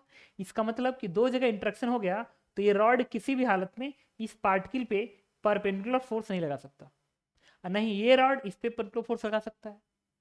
और इस पूरे सिस्टम का इस स्टैंड पे ये रॉड ना तो ऐसे फोर्स लगाएगा, ना तो मतलब ड्यूरिंग कोलिजन अगर मैं बात करूं, अगर ड्यूरिंग कोलिजन की बात करूं, तो इस तरीके से देखो, ये इससे टक्कर मारेगा तो भाई ऐसे टक्कर मारेगा तो इसकी वेलोसिटी तो ऐसे ही होगी ना, ऐसे थोड़ी हो सकती है। हेड ऑन कोलिजन है, तो इससे टक्कर मारने पे इसकी वेलोसिटी ऐसे होगी, ऐसे तो नहीं होगी। सिमिलरली इसकी वेलोसिटी ऐसे हो सकती है, ऐसे तो नहीं होगी। और ऐसे फोर्स ना तो ये रॉड लगाएगा इस पे, ना ये रॉड लगाएगा इस पे। दैट मीन्स ये रॉड ना भी रहे तो भी फर्क नहीं पड़ता है, क्वेश्चन सेम रहेगा। इसका मतलब ये क्वेश्चन ना ऐसा बन गया कि एक 2m मास और एक m मास और एक और m मास, इससे v0 स्पीड से इलास्टिक कोलिजन हो रहा है, वेलोसिटी बताइए। क्योंकि इस पे ऐसे फोर्सेस तो ये रॉड लगाने वाला नहीं है, और ना ही रॉड इस पे लगाएगा, तो इससे कोई मतलब ही नहीं है। मतलब कोलिजन के बाद 2m की स्पीड क्या होगी, 0, और ये इससे इलास्टिकली टकरा रहा है। अगर ये a है ये b है, तो कोलिजन के बाद वेलोसिटी एक्सचेंज हो जाएगी, तो v0 हो जाएगी, और b की वेलोसिटी क्या आ जाएगी, 0। ये आंसर है, बिना momentum conservation, linear momentum conservation या ई के इक्वेशंस की। बस एक छोटा सा कॉन्सेप्ट मेरे दिमाग के अंदर चल रहा था कि सिंस रॉड इज मासलेस, तो मासलेस रॉड पे परपेंडिकुलर फोर्स दो जगह से तो नहीं आ सकता, असंभव है। अब इसी काम को मैं कॉन्सेप्ट कहाँ लगे रहा हूँ, रॉड मासलेस है, एक कनेक्शन यहाँ पे है और एक इंटर कनेक्शन यहाँ पे है, कुछ भी हो जाए, इस पार्टिकल पे, इस बीड पे ये रॉड परपेंडिकुलर फोर्स नहीं लगा सकता। तो मुझे बताओ, अगर इस बीड की बीडी बनाऊंगा ऐसी बीड की, तो यहां से नॉर्मल रिएक्शन ऐसे आएगा, लेकिन ये एन तो ये रॉड ही लगाएगा इसके ऊपर। तो जब ये बीड, इस बीड पे ये रॉड एन ऐसे लगाएगा, तो ये बीड इस रॉड पे एन ऐसे लगाएगा, ये रॉड बीड पे एन ऐसे लगाया, ये रॉड बीड पे एन ऐसे लगाया, तो बीड रॉड पे एन ऐसे लगाएगा, जो कि आ नहीं सकता। इसका मतलब कि एन होगा ही नहीं। इसका मतलब इस बीड पे ये रॉड परपेंडिकुलर फोर्स तो लगा ही नहीं सकता, चाहे जो भी हो जाए नहीं लगा सकता। और जब एन नहीं लगाएगा तो फ्रिक्शन की limiting value mu into N होती है, वो भी नहीं आएगी, म्यू इंटू एन होती है, वो भी नहीं आएगी। इसका मतलब कि थ्रू आउट द मोशन इस बीड पे रॉड का तो कोई भी फोर्स नहीं है, ना तो नॉर्मल रिएक्शन ना तो फ्रिक्शन। तो अगर मैं इस बीड के बीडी बनाऊं एफबीडी, तो इस बीड की एफबीडी में सिर्फ एक ही फोर्स दिखेगा, एंड दैट इज mg, और कोई फोर्स नहीं दिखेगा। भाई बीड ऐसे है, ये मेरा हाथ बीड है ऐसे, ये रॉड इसका ऐसे है, तो ये n आएगा ही नहीं, तो फ्रिक्शन भी नहीं रहेगा। तो इस बीड के बीडी में सिर्फ mg होगा, तो ये फ्री फॉल करके नीचे गिर जाएगा, तो इसका मोशन एग्जैक्टली क्या होगा, फ्री फॉल मोशन होगा। और कितने एक्सेलरेशन से, एक्सेलरेशन विल बी g, तो इस बीड का एक्सेलरेशन g के बराबर होगा, फ्री फॉल करके ऐसे भागेगा। तो इसमें पता क्या होगा, ऐसे होगा, अगर ये मेरा ये रॉड है, ये हिंज है, ये रिलीज किया जा रहा है रेस्ट से, देखना रिलीज, पूरा क्वेश्चन पढ़ना है, रिलीज, तो यहाँ पे, और ये बीड है मेरा फिंगर, ऐसे है ना, तो इसका मोशन ऐसे होगा, देखना, देखो ना स्ट्रेट लाइन मोशन कर रहा है, ये तो स्ट्रेट लाइन ही मोशन कर रहा है, देखो ना, ये मेरे नाक के सामने देखना, ये स्ट्रेट लाइन मोशन है अंडर एक्सेलरेशन g, तो ये स्ट्रेट लाइन मोशन करेगा, और ये बीड इस पे सरकेगा भी, ठीक है, बट वो सरक भी रहा है। देखो कुछ टाइम बाद जब बीड यहाँ पे आ जाएगा, यहाँ पे, तो रॉड इस कंडीशन पर आ जाएगा ऐसा, ऐसा, और ये बीड है, रॉड गए यहाँ पे। ठीक है, तो कायदे से ये दूरी से ये ज़्यादा है, दैट मीन्स रॉड पे तो सरक रहा है, तो जितना दूर रॉड ऐसे नीचे को आ रहा है उतना ही वो थोड़ा सा आगे की ओर एडजस्ट होकर चला जा रहा है, जिसके वजह से मोशन स्ट्रेट लाइन हो रहा है। आई थिंक आप बात समझ रहे होगे। तो ये जो डिस्प्लेसमेंट आएगा that is u t plus half t square, तो एस बराबर यू जीरो है, that is half g into t का स्क्वायर। क्वेश्चन पूछा गया था कि थीटा की वैल्यू कितनी होगी। थीटा जो है रॉड का एंगल है विथ हॉरिजॉन्टल, ये एंगल थीटा। तो इस ट्रायंगल में मैं लिख सकता हूँ tan theta is equal to this length upon this length, तो इस लेंथ को इसे डिवाइड करोगे तो बनेगा half l g into t square. तो tan theta is this one, तो theta is tan inverse this one, तो tan इनवर्स दिस वन। तो if mu is negligible theta is this one, mu is finite theta is this one. इसका मतलब कि mu कम हो या ज्यादा हो बराबर ही आएगा ना, फ्रिक्शन तो रहेगा ही नहीं, क्योंकि n जीरो आ रहा है ना, n अगर जीरो आ रहा है तो फ्रिक्शन हमेशा जीरो रहेगा, what ever mu is very small और नॉट स्मॉल। तो इसका आंसर ए पार्ट भी सही है, बी पार्ट भी सही है। तो ये गलत हो गया भाई, म्यू की किसी वैल्यू के लिए आंसर हमेशा ये रहेगा, नन ऑफ द गलत। Multiple choice question answer is A B. तो आपने देखा होगा कि ठीक है, ये क्वेश्चन जे एडवांस की पढ़ना भी एक अच्छा क्वेश्चन। ठीक है, इसके बाद आते हैं नेक्स्ट क्वेश्चन पे, और ये है एक इजी क्वेश्चन है, इसको मैं 30% के लेवल पे रखूंगा। क्वेश्चन का वीडियो आप देखिएगा, पॉज करिएगा and then solve. Okay, now अब मैं स्टार्ट कर रहा हूँ। कह रहा है in the setup shown the block of mass 3m and 2m, find the acceleration of the free end. इस वाले एंड का एक्सेलरेशन पूछ रहा कितना होगा। तो तुम देखना, अगर ये फोर्स F के बराबर है तो यहाँ तक F आएगा, ऐसे F आएगा। तो इस वाले ब्लॉक पे एबीडी में F तुम ऐसे दिखाओगे, ये वाला भी F तुम ऐसे दिखाओगे, और ये रस्सी ऐसे, तो ये वाला F भी ऐसे आएगा। तो इस ब्लॉक का जो एक्सेलरेशन होगा लेट्स A1, वो कितना होगा। इस ब्लॉक पे नेट फोर्स क्या है, F F F 3F upon 3M, that is F upon M। मिल गया। तो इस ब्लॉक का मैंने एक्सेलरेशन कर लिया दिस वन। अब बात करनी पड़ेगी इस ब्लॉक का एक्सेलरेशन। ये वाला F ऐसे आ रहा, तो ये भी F ऐसे दिखेगा, ये वाला F भी ऐसे दिखेगा, ऐसे दिखेगा। ओके, और ये F है, ये F है, इसका मास 2m, तो इसका एक्सेलरेशन इधर होगा, दैट इज A2। A2 क्या होगा, नेट फोर्स F प्लस F, 2F upon 2m, 2F upon 2m is F upon M। Answer मिल गया।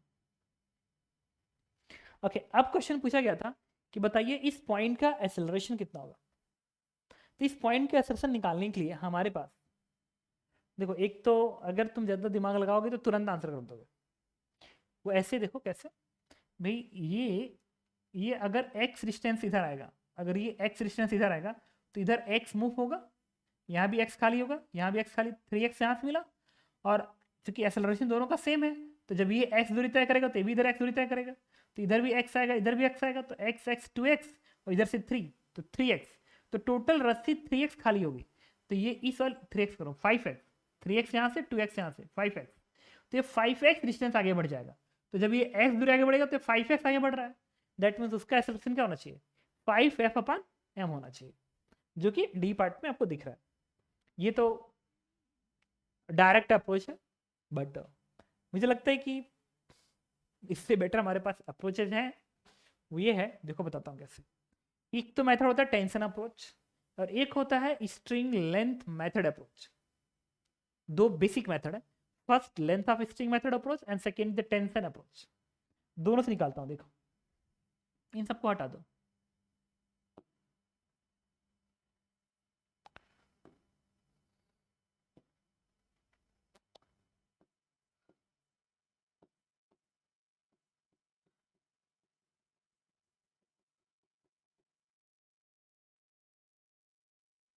कहाँ गया,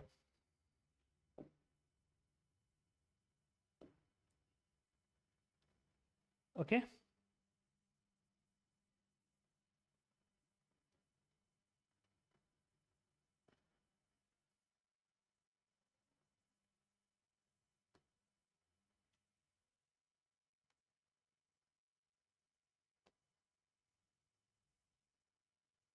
आते हैं, कोई बात नहीं। ठीक है, मैंने क्या प्रूफ किया था, मैंने इसका एक्सेलरेशन निकाला था, दैट इज ए। इसका एक्सेलरेशन निकाला था ए, वो आया था एफ अपान एम, याद करो। ठीक है, और इसका भी एक्सेलरेशन मैंने निकाला था इस ब्लॉक का, that is a F upon m. अब मैं स्ट्रिंग मेथड अप्रोच यूज कर रहा हूँ। फर्स्ट मेथड है स्ट्रिंग मेथड अप्रोच।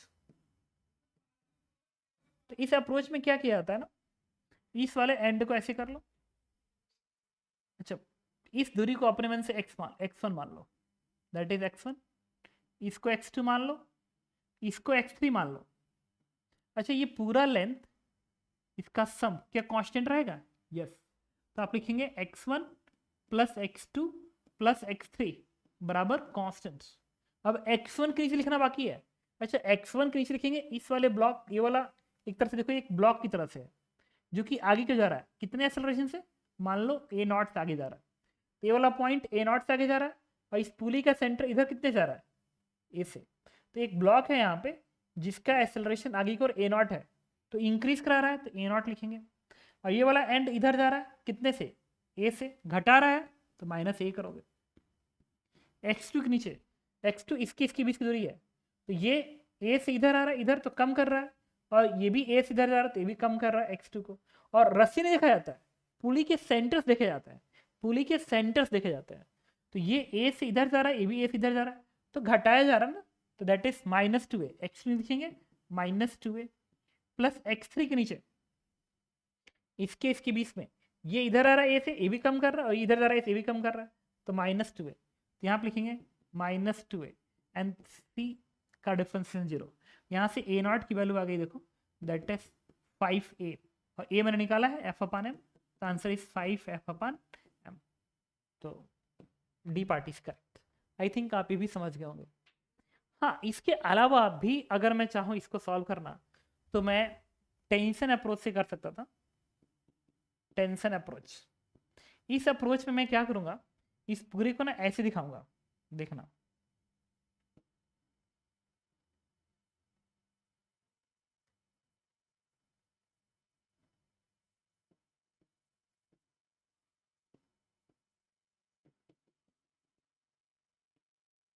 ये इसको एक ब्लॉक की तरह से मान लो, इसका एक्सेलरेशन इधर दिखा दो, दैट इज ए नॉट। कोई फर्क नहीं पड़ता, बात एक ही है। और इसका एक्सेलरेशन इधर है ए, और इसका एक्सेलरेशन इधर है ए। अब यहाँ पे ना, यहाँ का फोर्स एफ था ना, एफ ऐसे था, ऐसे, तो यहाँ का भी एफ आएगा, तो यहाँ पे क्या आएगा, 2f। ये वाला एफ ऐसे, तो दिस इज एफ। ये वाला एफ एफ तो बनेगा 2f। अब क्या करेंगे, मल्टीप्लाई करेंगे इस ब्लॉक पे, 2f f 3f, और ये सेम डायरेक्शन में, तो 3f इंटू ए लिखा। अच्छा, यहाँ पे देखो 2f और ये सेम डायरेक्शन में, तो 2f इंटू ए लिखोगे। ये f और ए नॉट अपोजिट डायरेक्शन में, तो -f इंटू ए नॉट लिखोगे, एंड दैट इज 0। फिर पूछे ए नॉट, तो आंसर इज 5a, और आगे ए नॉट बराबर 5 है। तो आपने देखा, ये एक इजी क्वेश्चन था जो कि 30% के लेवल पे था। इसके बाद हम एक क्वेश्चन और करते हैं। देखो ये है, और ये जो क्वेश्चन है इसको मैं 60 नहीं, इसको 75% मान सकते, 70% मान सकते हो। ये क्वेश्चन 70% के लेवल पे है, तो आप इस क्वेश्चन को रीड करिएगा, वीडियो पॉज एंड सॉल्व। एक अच्छा क्वेश्चन, अटेम्प्ट करो। कह रहा है a ball of mass m is suspended from the bar.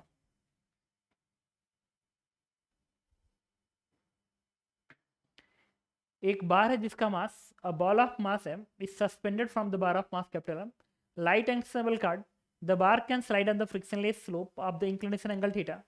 Initially the bar is held motionless so that ball also stay motionless as shown in the figure. Find the acceleration of bar. इस बार का acceleration बताना है just after release, release करने की तुरंत बाद पूछ रहा है।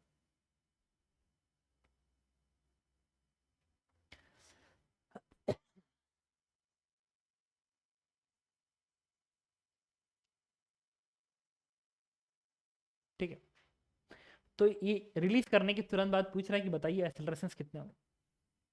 इसमें एक बेसिक प्रॉब्लम पता क्या गई कि जब इसको रिलीज करोगे, इसका एक्सेलरेशन तुमने ये मान लिया, जब तुम इसको रिलीज करोगे तो रिलीज करने के तुरंत बाद क्या ये रस्सी टाइट होगी कि स्लैक हो जाएगी? द प्रॉब्लम इज रस्सी टाइट होगी या स्लैक हो जाएगी, ये प्रॉब्लम है कि रस्सी स्लैक होगी कि टाइट हो जाएगी। ओके, तो दोनों में से कुछ तो एक मान के सॉल्व करना पड़ेगा। चलो मान लेते हैं कि रस्सी टाइट होगी और क्वेश्चन को अटेम्प्ट करते हैं, देखा जाएगा बाद में। हालांकि मैं चाहूं तो तुम्हें समझा सकता हूं इस बात को अच्छे से। देखो प्रूफ करते कि रस्सी टाइट क्यों होगी, क्वेश्चन बाद में सॉल्व करेंगे।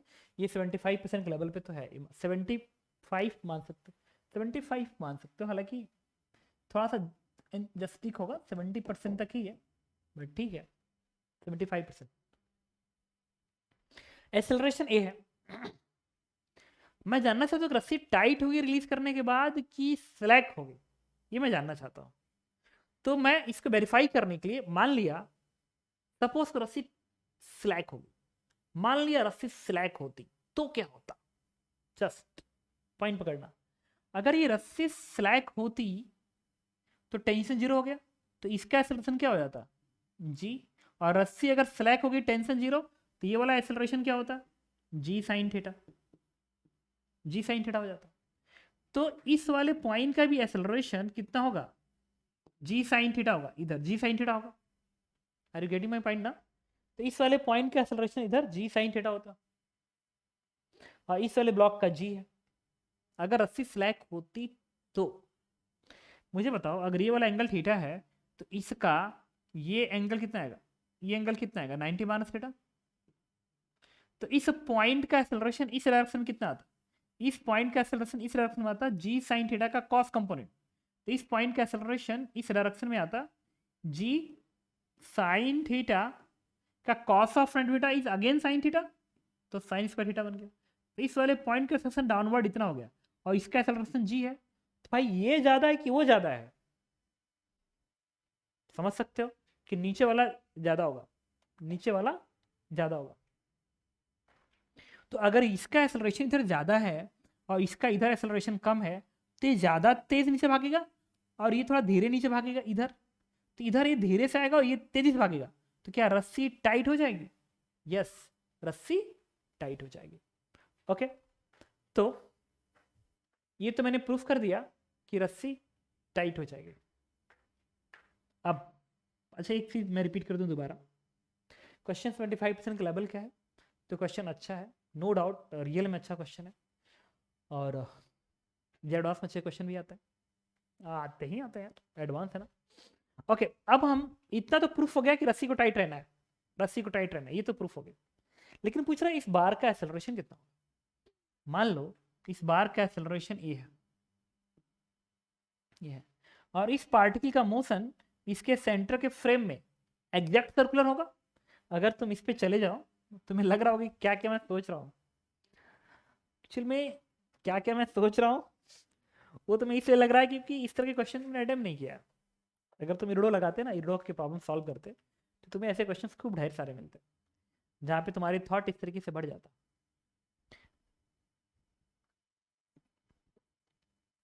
तो हमने सॉल्व किया है, तो सोचो, थिंकिंग एबिलिटी बढ़ानी है ना, क्योंकि हम जे एडवांस का प्रिपरेशन कर रहे हैं। ठीक है, ऐसा तो नहीं कि फिर दोबारा ही मेंस का कर दें और एडवांस प्रिपरेशन करें मेंस सोच के, कभी नहीं, एडवांस एडवांस होता है। तो अब मैं इसके फ्रेम पे गया, इसके फ्रेम पे जब जाओगे तो इस पार्टिकल का मोशन इसके रिस्पेक्ट में एग्जैक्ट सर्कुलर होगा, ऐसे सर्कुलर मोशन होगा। तो सर्कुलर क्यों हुआ? इसके फ्रेम से इसके ऊपर सूडो फोर्स काम करेगा, सूडो फोर्स इस ये एक्सेलरेशन ऐसे, तो सूडो फोर्स इसके अपोजिट, इस वेक्टर के एग्जैक्टली अपोजिट ऐसे काम करेगा, दैट इज एम ए, ये सूडो फोर्स बन गया। अब एक और बात, रिलीज करने के तुरंत बाद इसका एक्सेलरेशन पूछा है, तो रिलीज करने के तुरंत बाद इस पार्टिकल के पास रेडियल एक्सेलरेशन नहीं होगा, क्योंकि रिलीज करने के तुरंत बाद वेलोसिटी जीरो होती है। जैसे ये कहे ना, रिलीज किया, पूछू रिलीज करने के तुरंत बाद वेलोसिटी, आंसर है जीरो। एक्सेलरेशन तो है बट वेलोसिटी जीरो है। इसका मतलब कि इस पार्टिकल की वेलोसिटी रिलीज करने के तुरंत बाद जीरो होगी, इसकी भी जीरो होगी, इसकी भी जीरो, इसकी भी जीरो, तो इसका इसके रिस्पेक्ट में क्या आएगी? Zero, zero. तो और इसका मोशन इसके रिस्पेक्ट में सर्कुलर है, सर्कुलर मोशन में दो एक्सेलरेशन होता है, एक रेडियल, रेडियल होगा v स्क्वायर बाय आर, वो होगा जीरो क्योंकि v जीरो है। इसका मतलब इस पार्टिकल के पास इधर का एक्सेलरेशन जीरो हो गया, सिर्फ यही वाला एक्सेलरेशन बचेगा इसके पास, यही वाला, वो भी इसके फ्रेम में, इसके फ्रेम में इसके पास एक्सेलरेशन सिर्फ ये वाला होगा क्योंकि ऑब्जर्वर उसके ऊपर है। तो ये वाला एक्सेलरेशन कैसे निकलेगा? तो तुम देखना, तो अगर ये वाला एंगल थीटा है तो ये भी एंगल कल्पना करके देखो थीटा आएगा, क्योंकि ये लाइन पैरेलल है, ये हॉरिजॉन्टल, ये हॉरिजॉन्टल, तो ये थीटा, तो ये भी थीटा। अब टेंशन टी ऐसे दिखेगा, एम जी ऐसे, तो इस पे हॉरिजॉन्टल फोर्स इक्वल से लिखेंगे क्योंकि सेंटर ये है ना, तो इसके रिस्पेक्ट में मोशन ऐसे होगा। तो टेंजेंशियल एक्सेलरेशन किससे आएगा इसका? तो एम ए का cos component, m a cos theta is equal to mass into इसका acceleration, that is a1, a1 की वैल्यू क्या आ गई? दिस इज ए रिलेटिव लिखो, A R, A cos theta. तो t बराबर जीरो पे, t बराबर जीरो पे इस ब्लॉक का एक्सेलरेशन एक्चुअल में हॉरिजॉन्टल है इसके रिस्पेक्ट में, और वो भी a cos थीटा के बराबर है। ये अभी तक हमने ये प्रूफ किया, ठीक है। आई थिंक तुम्हें भी लग रहा होगी क्या हो रहा है, बट ठीक है यार, ठीक है, सीखना पड़ेगा, हमारे पास ऑप्शंस नहीं है।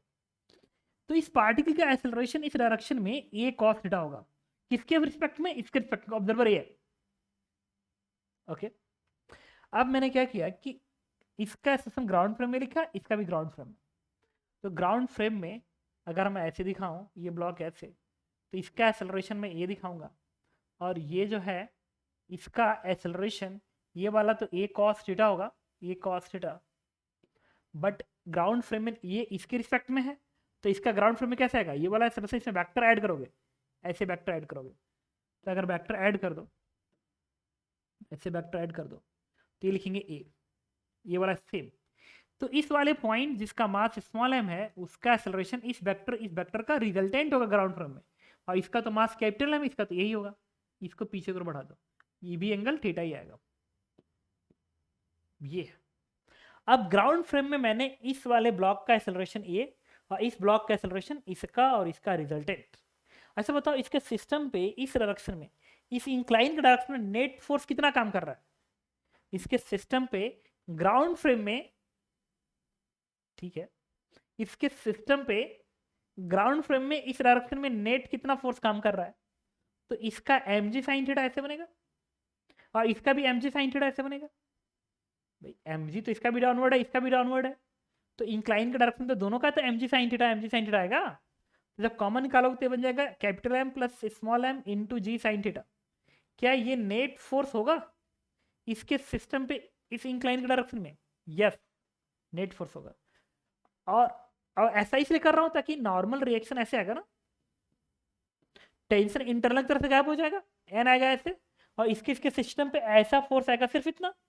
अच्छा, किसी भी सिस्टम पे नेट फोर्स इक्वल टू होता है m1a1 plus m2a2, m1a1 plus m2a2।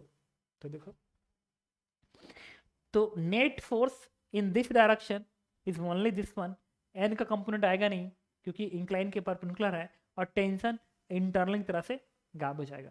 तो सिस्टम पे नेट फोर्स इतना है इस डायरेक्शन में, is equal to m1a1 plus m2a2। इसका मास क्या है? कैपिटल M इंटू ए, प्लस इसका मास क्या है? m इंटू इस डायरेक्शन का एक्सेलरेशन, इस डायरेक्शन का।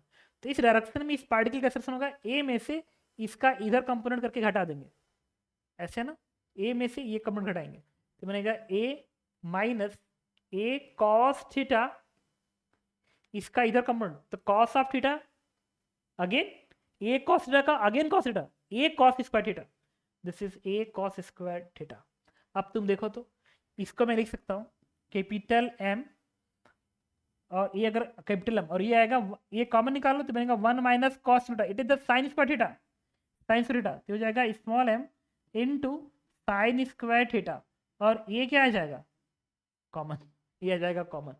अब इसको इधर भेज दो तो क्या a की वैल्यू हमारी आएगी capital M plus small m into ji sine theta and divided by capital M plus small m into sine square theta and this is answer. तो ये वो क्वेश्चन है जिसके वजह से हम कहते हैं कि जेई एडवांस है, ठीक है। बट वो भी मैं 75 तक ही लेके जा रहा हूँ। जे एडवांस में अगर तुम देखोगे ना तो लास्ट के एक आध क्वेश्चन के वैसे होते हैं ना, जो होते हैं मस्त होते हो, तो 75% तक इसको ले सकते हो। इतना ढेर सारा कैलकुलेशन नहीं हुआ, बस थोड़ा सा दिमाग ज़्यादा लगा है, बट ठीक है।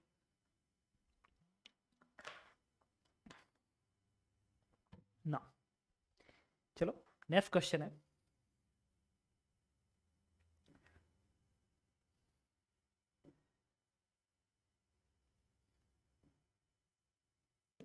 This one.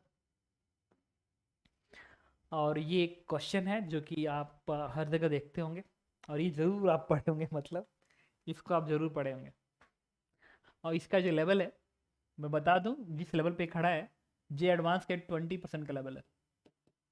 जे एडवांस के 20% के क्वेश्चन ऐसे होते हैं। 20% मतलब बहुत कम मान सकते हो। कह रहा है कि इन द सिचुएशन सोन, आपको क्या करना है, वीडियो पॉज करना है, सॉल्व करना है, फाइनल आंसर देखना है। तो पॉज एंड सॉल्व। ओके, मैं मान लिया कि अब आपने क्वेश्चंस को देख लिया होगा। चलो फ्रिक्शन क्वेश्चन है, सबसे पहले लिमिटिंग वैल्यू रखेंगे यहाँ पे लिमिटिंग वैल्यू आएगी म्यू एम जी, तो 0.2 m इंटू जी, ये आएगा 20। सिमिलरली यहाँ पे निकालते हैं, फ्रिक्शन 0 है तो limiting value 0, 6 Newton. Find the acceleration if the force shifted from upper block to the lower block. In situation one, find the acceleration of block. इस कंडीशन पे ब्लॉक का एक्सेलरेशन पता करना है। एंड दूसरा केस, जब इस फोर्स को इस पे कर दे तो एक्सेलरेशन पता करना है। चलिए ओके, केस जो मैंने बताया था उधर एकदम वही केस आपको अप्लाई करना है, उसी से सॉल्व होगा। तो केस वन में आपको क्या करना है कि मानना है नो स्लिपिंग। नो स्लिपिंग तो गलत हो जाएगा। रीजन क्लियर है कैसे भाई, ये 6 न्यूटन है, यहाँ का फ्रिक्शन इंटरनल की तरफ से गायब हो जाएगा और यहाँ का फ्रिक्शन जब तक आएगा नहीं तब तक ये सिस्टम रुकेगा नहीं। तो सिस्टम को तो भागना ही भागना है। तो केस वन जो मैंने माना था कि सिस्टम रेस्ट पे रहेगा, केस वन फेल हो गया। क्यों? क्योंकि बॉटम पे फ्रिक्शन सफिशियंट नहीं है कि सिस्टम को रोक पाए। सेकेंड केस से मैंने आपसे ये कहा था कि दोनों साथ साथ जाएंगे और फ्रिक्शन इंटरनल रहेगा, स्टैटिक की तरह से काम करेगा। तो अगर दोनों साथ साथ जाएंगे तो दोनों कैसे सेम होगा, तो सिस्टम बनाओ तो 6 इधर है, ग्राउंड से फ्रिक्शन 0 आएगा और बीच से फ्रिक्शन इंटरनल की तरफ से गायब है। तो सिस्टम पे नेट फोर्स होगा 6 is equal to total mass into acceleration A. 6 बराबर 1 + 2 3 इंटू ए, क्योंकि फ्रिक्शन इंटरनल की तरफ से गायब है। आई थिंक आप समझ रहे होगे। तो यहाँ से ए की वैल्यू आ गई 2। लेकिन ये आंसर तभी सही होगा जब मैं बॉटम का फ्रिक्शन वेरीफाई कर लूँ, बीच का फ्रिक्शन, और वो स्टैटिक होना चाहिए और इससे कम होना चाहिए, तो आपका आंसर सही हो जाएगा। तो चलो 2 kg की एफडी बनाऊंगा। अगर 2 kg की एफडी बनाऊं तो यहाँ तो फ्रिक्शन है नहीं है, इस ब्लॉक को ये मूव करा रहा है, तो 2 kg ब्लॉक को कौन मूव कराएगा आगे की ओर, friction. That means static friction 2 kg block पे मैं आगे दिखाऊंगा। तो इस पर लिखूंगा F बराबर है में, तो मास 2 और एक्सेलरेशन 2 एंड दिस इज 4। क्या ये 420 से कम है? Yes, that means correct. इसका मतलब कि इस केस में दोनों ही ब्लॉक का जो एक्सेलरेशन है 1 kg और 2 kg वो एग्जैक्ट सेम होगा और 2 मीटर पर सेकेंड स्क्वायर होगा। And this is okay. अब क्वेश्चन नंबर 2 की बात करते हैं। क्वेश्चन नंबर 2 में क्या कहा गया है, किसी को सॉल्व करिए बट इस फोर्स को नीचे करते चलिए, फिर अटेम्प्ट करिए। ओके, अब की बार भी हम लोग सेम काम करेंगे। और ये 1 kg 2 kg 20 और 0 ये तो बदलेगा नहीं, तो इसको याद कर लेंगे।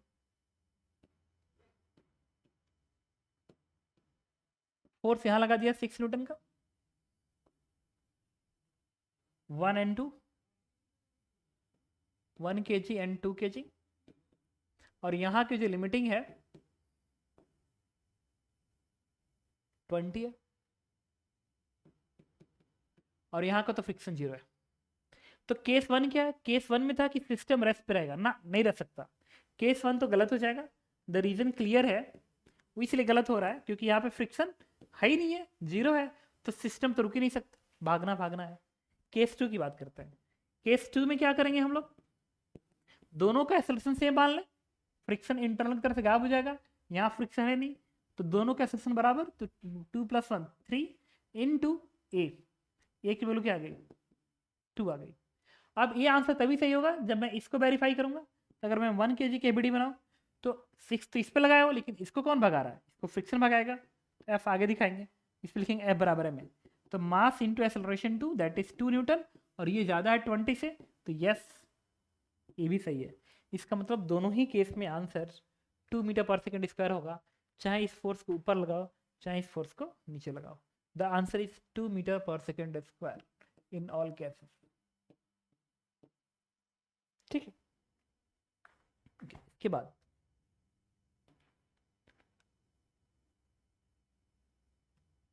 ये, अब ये जो क्वेश्चन है वो जेईई एडवांस का, तो मान के चलो अगेन 75% के लेवल पे जाएगा। एक अच्छा क्वेश्चन, आप क्वेश्चन को देखिए, उसके बाद वीडियो को पॉज करिएगा, सॉल्व करिएगा।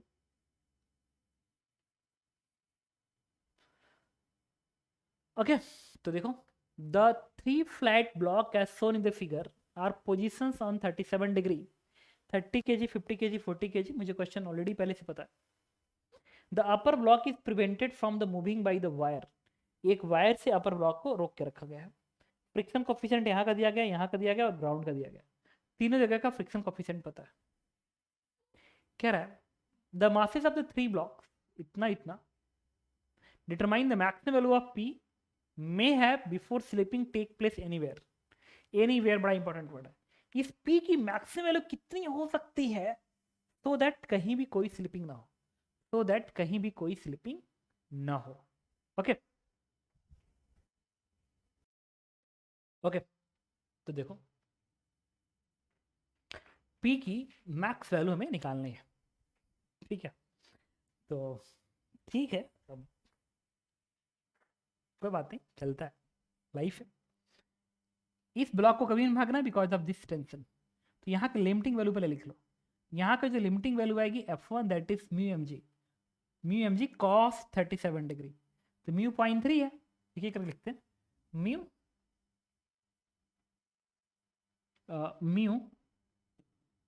M g cos 37 that is 4/5, देखो म्यू एम जी कॉस 37, तो ये हो जाएगा आपका कितना, ये इसे कट करके ये 19 बनाएगा, 90 × 4/5, ये सब कैलकुलेशन ना करना पड़ेगा यार, कैलकुलेशन करके दिखाएं, कैलकुलेशन बहुत गड़बड़ होता है।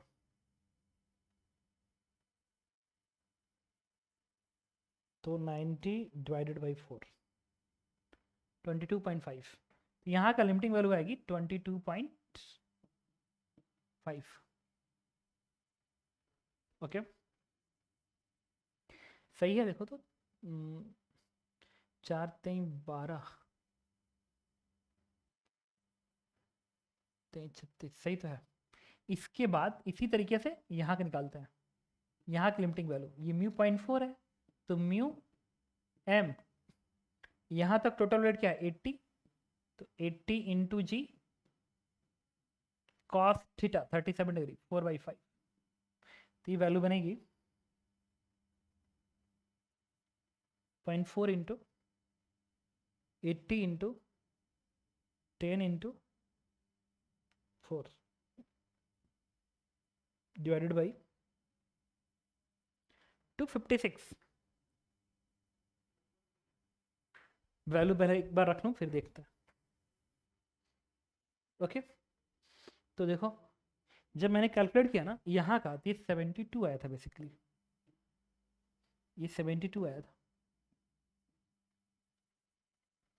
म्यू एम जी यहाँ कितना आएगा, mu m g cos theta, mu m g cos theta, theta is 4/5, तो 4/5 कितना होता है 0.8, तो 72 आएगा, ये आएगा इतना और यहाँ का जो लिमिटिंग वैल्यू आएगी F3, म्यू है 0.5, देखना 0.5 इंटू म्यू, और एम आएगा टोटल कितना ऊपर से 5 3 8 4 20, 4 120, 5 3 8 4 100, बनेगा 120 mu m g, mu m g cos theta 0.8, ये आएगा 480। ये फ्रिक्शन की इस कांटेक्ट की लिमिटिंग वैल्यू, इसकी लिमिटिंग वैल्यू, इसकी लिमिट लिख लिया। अब इस डायरेक्शन में आएगा एम जी साइन थीटा, तो एम जी साइन थीटा कितना आएगा, एम है 30, तो M G sine theta, and sine 37 degree होती है, साइन 37 3/5 0.6 होता है,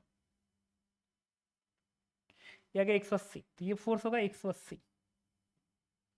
सिमिलरली यहाँ पे P के अलावा एक और फोर्स इसका आएगा 50 वाले का, इसका कितना आएगा, तो 50 एम जी साइन थीटा 0.6, ये आएगा 300,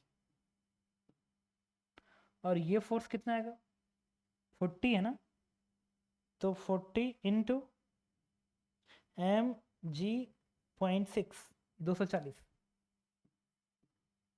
ये है। तो ये फोर्सेस काम कर रहा है। अब पूछ रहा है इस पी की मैक्स वैल्यू कितनी हो ताकि सिस्टम रुका रहे, और उससे ज़्यादा लगा दोगे तो सिस्टम गिर जाएगा। अब ना थोड़ा सा बातों को समझना पड़ेगा अच्छे से। ये वाला रस्सी इस ब्लॉक को तो कभी भागने नहीं देगा, भागने नहीं देगा। मैं भी थोड़ा सा सोच रहा हूँ क्या कर सकते हैं। ये वाला रस्सी इस ब्लॉक को कभी भी नहीं भागने देगा, 100% से हो रहा है। तो क्या क्या पॉसिबिलिटी है चेक करते हैं। एक पॉसिबिलिटी है जस्ट भागने वाले केस की बात करता हूँ, जस्ट भागने वाले, कहीं ना कहीं सिस्टम डिस्टर्ब होगा ना, तो डिस्टर्बेंस कहाँ हो सकता है कि यहाँ पे स्लिप करे तो एक जगह और करेगा, तब तो दोनों भागेंगे। कोई कहे कि नहीं एक ही जगह स्लिप होगा, एक जगह सिर्फ यहीं पे स्लिप होगा, तो भागेगा कैसे। तो कम से कम 2 जगह स्लिपिंग तो जरूरी है। तो एक स्लिप मान लो यहाँ पे हुआ और एक स्लिप यहाँ पे हुआ, तो ये दोनों एक साथ ऐसे भागेंगे। ये आंसर तभी सही हो सकता है जब यहाँ का फ्रिक्शन अपने लिमिटिंग से कम हो। एक पॉसिबिलिटी ये भी हो सकती है कि ये दोनों ब्लॉक, ये सिंगल ब्लॉक बीच से ही निकल जाए, बीच से निकल जाए, और ये ना भागे और ये भी ना भागे, तो स्लिपिंग यहाँ पे आप हो। एक पॉसिबिलिटी हो सकती है कि ये भागेगा और ये दोनों यहीं पे रुक जाए, और सिर्फ ये भागे और यहाँ पे स्लिप करे, यहाँ पे स्लिप करे। ये 3 पॉसिबिलिटी चेक करेंगे तब जाके बात समझ में आएगी कि स्पी की मैक्स वैल्यू कितनी पॉसिबल है। तो चलो केस 1, थोड़ा सा दिमाग पे प्रेशर देना, अब डिफिकल्ट क्वेश्चन है तो है, क्या करें।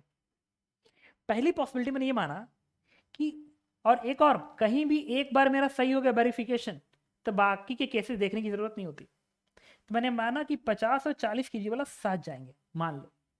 तो 50 और 40 अगर एक साथ जाते, इस केस में क्या होता, इस केस में ये होता है कि अब इसकी एबीडी बनाओ, तो यहाँ का फ्रिक्शन पीछे काम करेगा, यहाँ का भी फ्रिक्शन पीछे काम करेगा, और यहाँ का स्टैटिक, तो इस सिस्टम के एबीडी में यहाँ का फ्रिक्शन गायब, यहाँ का नहीं, यहाँ का फ्रिक्शन गायब हो जाएगा इंटरनल की तरफ से।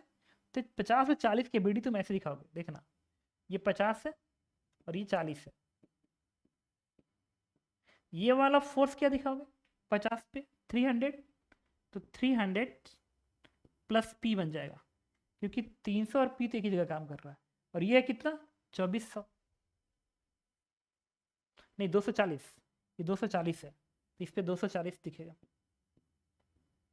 दूसरा, अगर ये दोनों साथ निकलना चाहते तो यहाँ पे फ्रिक्शन पीछे, यहाँ पे भी फ्रिक्शन पीछे, तो यहाँ पे फ्रिक्शन पीछे काम करता, और ये फ्रिक्शन कितना है 72 का, और ये जो फ्रिक्शन है वो भी पीछे काम करता, कितने का फ्रिक्शन है 480 का, 480 का। ये अब इस P की मैक्स वैल्यू, ताकि स्लिपिंग कहीं ना हो, तो मैं ये कह सकता हूं कि ये फोर्स इस फोर्स को जस्ट बैलेंस कर रहा होगा, तो मैं कह सकता हूं कि स्लिपिंग कहीं नहीं होगी, जस्ट बैलेंस, तो स्लिपिंग कहीं नहीं होगी, तो बैलेंस कर दो, तो this force equal to this force, तो आएगा 300 plus 240 plus P is equal to ये 480 प्लस 72। अब एक काम करते हैं, यहाँ से P निकालते हैं। अब इस केस को बाद में वेरीफाई करना पड़ेगा, तो ये आएगा 480 प्लस 72 माइनस 300 माइनस 240, ये आ गया 12। कि अगर 12 न्यूटन का फोर्स लगेगा तो या इससे हल्का से लगता तो बीच के ऐसे भाग आते और ये रुका रहा था, यहाँ पे स्लिपिंग नहीं होती। लेकिन ये आंसर सही होने के लिए मुझे यहाँ का फ्रिक्शन वेरीफाई करना पड़ेगा। वो फ्रिक्शन हर हाल में स्टैटिक होना चाहिए और इससे इसकी लिमिटिंग से कम होनी चाहिए। तो क्या करेंगे, किसी एक केबीडी बनाओ। चलो हम 40 केबीडी बना लेते हैं। अगर मैं 40 केबीडी बनाऊंगा ऐसे, तो 480 मैं पीछे को दिखाऊंगा और ये 240 है। और लेकिन ये इक्विलिब्रियम पे है बिकॉज नेट फोर्स बैलेंस किया हो। तो यहाँ पे फ्रिक्शन ऐसे दिखाओगे ना, स्टैटिक ऐसे, तभी तो ये इसके साथ मिलके इसको इक्वलाइज करेगा। तो ठीक है, तो करते हैं। तो ये बनेगा 240 प्लस एफ बराबर 480। यहाँ से एफ की वैल्यू क्या आ गई, इसका डबल है ना, दैट इज 240 आ गई। अच्छा ये जो आ रहा है क्या वो 256 से कम है? यस, कम हो गया। अगर ये इससे कम आ गया तो मतलब आपने सही सॉल्व किया। That means answer will be 12। तो केस 1 ही वेरीफाई हो गया, हमें अगले केस को वेरीफाई करने की जरूरत नहीं पड़ी। ओके, अब मैं बताता हूं। सपोज करो किसी ने इस केस को पहले ना लिख के कोई दूसरा केस लेता, तो आई थिंक वो गलत होना चाहिए। प्रूफ करते हैं कि सही में दूसरा केस गलत हो जाएगा। देखो, हालांकि क्वेश्चन सॉल्व हो चुका है, आगे अटेम्प्ट करने की जरूरत है नहीं, बट मैं मन किया था कि चलो केस 2 वेरीफाई करते हैं। अब प्रूफ करेंगे कि गलत आएगा। केस 2 में मैंने ये मान लिया कि सिर्फ ये वाला ऐसे स्लिप करेगा, ऐसे ये भी रुका रहे और ये भी रुका रहे। मैंने ये माना। केस 2 माना कि बीच वाला ब्लॉक ऐसे भाग जाए, ये रुका रहेगा बिकॉज ऑफ रस्सी और ये रुका रहे बिकॉज ऑफ बॉटम का फ्रिक्शन। तो 50 की एबीडी बनाएंगे, सिर्फ 50 की एबीडी बनाएंगे, सिर्फ 50 की एबीडी बनाएंगे। तो अगर 50 की एबीडी बनाते हो तो ये वाला फोर्स ऐसे, फ्रिक्शन ऐसे काम करेगा 50 वाले पे, क्योंकि 50 वाले को भगा रहे हो, इसको रुक कर रखे हो। तो ये P प्लस 300 है, P प्लस 300, तो P प्लस 300 आप ऐसे दिखाओगे, P प्लस 300। और ऊपर का फ्रिक्शन कितना है देखना, तो यहाँ का फ्रिक्शन है 72 और यहाँ का फ्रिक्शन है 256। 72 एंड 256, 72 एंड 256।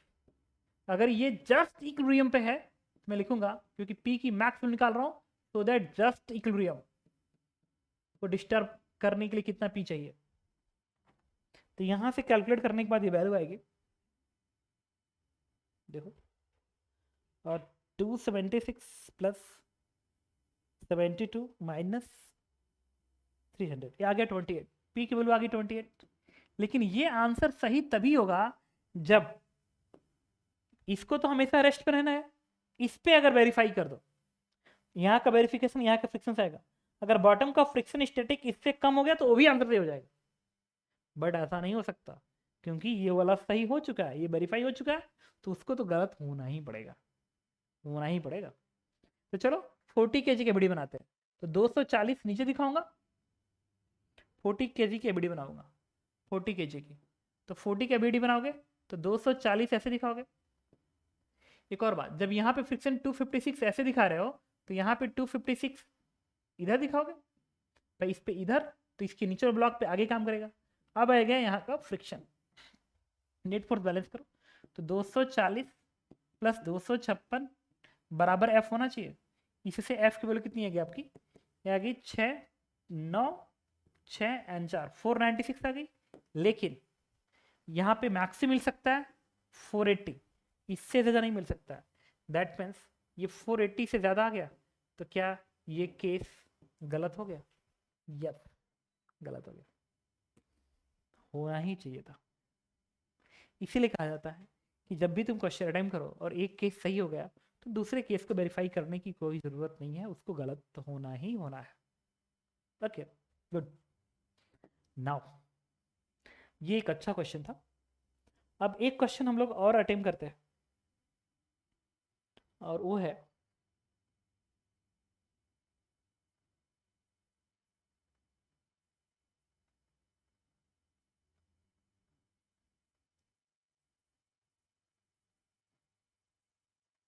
दिस वन, ये क्वेश्चन इरडो का क्वेश्चन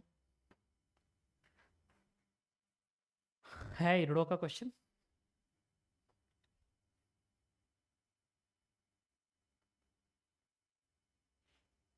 और इसको आप रखेंगे 50% के लेवल पे जे एडवांस का। कह रहा है कि small body a start sliding down from the top of wedge which base is equal to the 2.10, मतलब ये लेंथ एल है। एक्चुअल में आपको आंसर ना एल के टर्म में देना है, what will be it value, मतलब इस गिवन इन्फॉर्मेशन के टर्म में आपको आंसर देना है। रोडो का क्वेश्चन है, कॉपी पेस्ट क्वेश्चन। ये लेंथ एल है, ये अल्फा है। कह रहा है कि the coefficient of friction between the body and wedge is k को तुम म्यू मान लो, के को म्यू मान लो, and mu is equal to this one. At what value of angle will time of sliding will be less, इस alpha की value कितनी हो ताकि इस ब्लॉक को यहाँ से यहाँ तक स्लाइड करने में टाइम सबसे कम लगे। इस एंगल अल्फा की वैल्यू कितनी हो ताकि ये ब्लॉक जब यहाँ से यहाँ तक स्लाइड करे तो टाइम सबसे कम लगे। ठीक, तो हम लोग क्या करेंगे, सबसे पहले इस ब्लॉक के इधर एक्सेलरेशन लिखेंगे स्लाइडिंग के टाइम पे। तो ये वाला एक्सेलरेशन आता है, याद करो, जी साइन थीटा, थीटा इधर पे alpha, minus mu G cos theta. क्या यही वाला एक्सेलरेशन होता है? अगर एक ब्लॉक स्लाइड कर रहा है तो एक्सेलरेशन होगा जी sine theta minus mu G cos theta. अच्छा, अगर ये लेंथ एल है तो ये लेंथ कितना होगा, ये हाइपोटेनस है ना, तो हाइपोटेनस का लेंथ होगा एल शेक अल्फा। भाई लगा देना, अगर ये लेंथ निकालना है तो ट्रिग्नोमेट्री में लगाओ, कॉस अल्फा बराबर बेस अपन हाइपोटेनस, तो हाइपोटेनस आ जाएगा एल सेक अल्फा।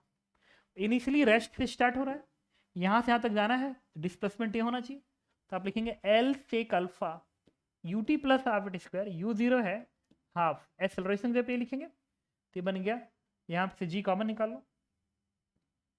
तो ये बनेगा sine alpha minus mu cos alpha into t का स्क्वायर। यहाँ से टी की जो वैल्यू आएगी that is 2l upon into sec alpha divided by g sine alpha minus mu cos alpha, ये बना। अभी सेक अल्फा को 1 अपान कॉस अल्फा लिखो, अंदर भेज दो, तो यहाँ से टाइम की वैल्यू हो जाएगी 2l अपान जी, और ये बनेगा ब्रैकेट में कॉस अल्फा नीचे आएगा तो बनेगा sine alpha into cos alpha minus mu cos square alpha, ये बनेगा। अच्छा, टाइम की वैल्यू मिनिमाइज करना है, अगर टाइम की वैल्यू मिनिमाइज करना है दैट मीन्स टी स्क्वायर को भी मिनिमाइज करना है। इसका मतलब अगर आपको टी स्क्वायर को मिनिमाइज करना है तो तभी पॉसिबल है जब ये डिनोमिनेटर को आप मैक्सिमाइज करें, डिनोमिनेटर को मैक्सिमाइज करें। अगर आपको टाइम को मिनिमाइज करना है तो डिनोमिनेटर को मैक्सिमाइज करना पड़ेगा, क्योंकि एल तो कांस्टेंट है, एल तो कांस्टेंट है, जी कांस्टेंट है, इसको मैक्सिमाइज करना पड़ेगा। तो इसकी मैक्सिमम वैल्यू के लिए मैं इसको वाई मान लिया, इसको वाई, और वाई को लिख लिया कि y is equal to sine alpha into cos alpha minus mu cos square alpha, ये वाई है, ये वाई है। और आपको इस वैल्यू को मैक्सिमाइज करना है, वाई अल्फा का फंक्शन है उसको मैक्सिमाइज करना है। तो अगर वाई अल्फा का फंक्शन है और उसको मैक्सिमाइज करना है तो क्या d y by d alpha zero होना चाहिए, यस। तो zero equals to differentiate alpha के रिस्पेक्ट में, तो फर्स्ट फंक्शन इंटू सेकंड का डिफरेंशिएशन, तो sine alpha into cos alpha का माइनस साइन अल्फा बनेगा, and plus cos alpha into sine alpha का डिफरेंशिएशन, कॉस स्क्वायर बन जाएगा, ये बनेगा minus mu cos square alpha का बनेगा 2 cos alpha into again cos alpha का, ये आएगा साइन अल्फा प्लस जाएगा। अच्छा, अगर मैं इसको इधर भेज दूँ तो बनेगा कॉस स्क्वायर अल्फा, नहीं ये इसको जीरो इज इक्वल टू लिख सकता हूँ, cos square alpha minus sine square alpha, ये कितना होगा, आई थिंक कॉस 2 अल्फा होगा, और ये बनेगा म्यू साइन 2 अल्फा।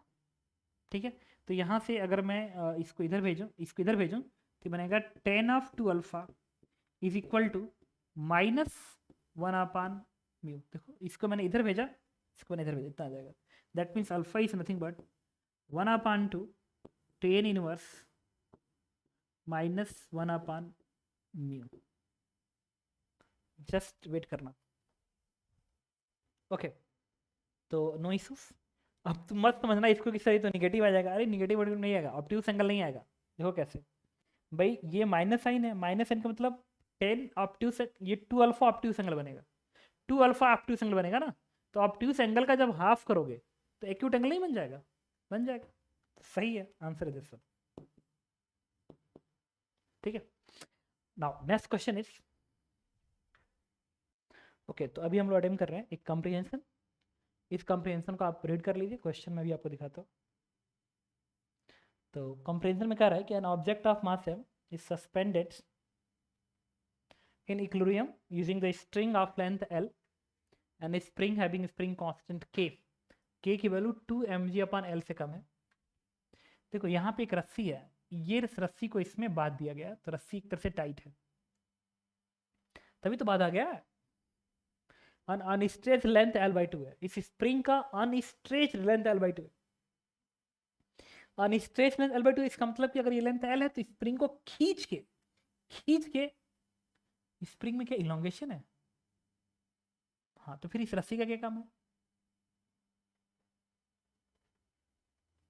इस रस्सी का क्या काम है?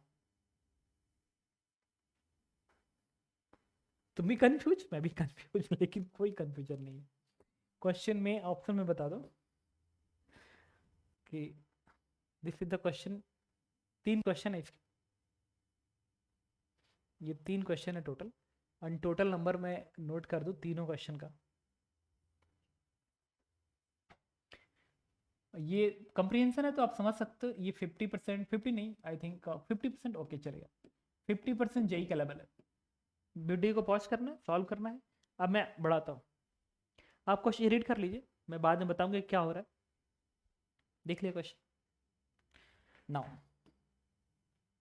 This is the next question, find the tension in string in newton.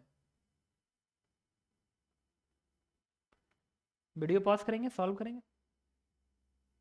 कर लिया सॉल्व। अब नेक्स्ट क्वेश्चन,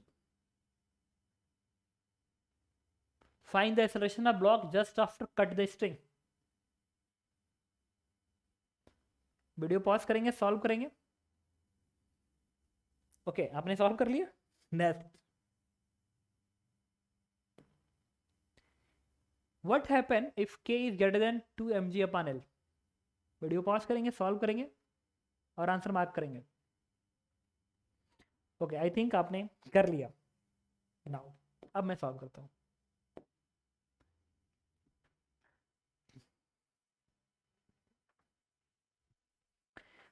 एक एक बात को समझते हैं ना कि क्या हो रहा है भाई, इसमें हो क्या रहा है, सब क्या है, क्या मैं कंफ्यूज हुआ था, सोचते हैं।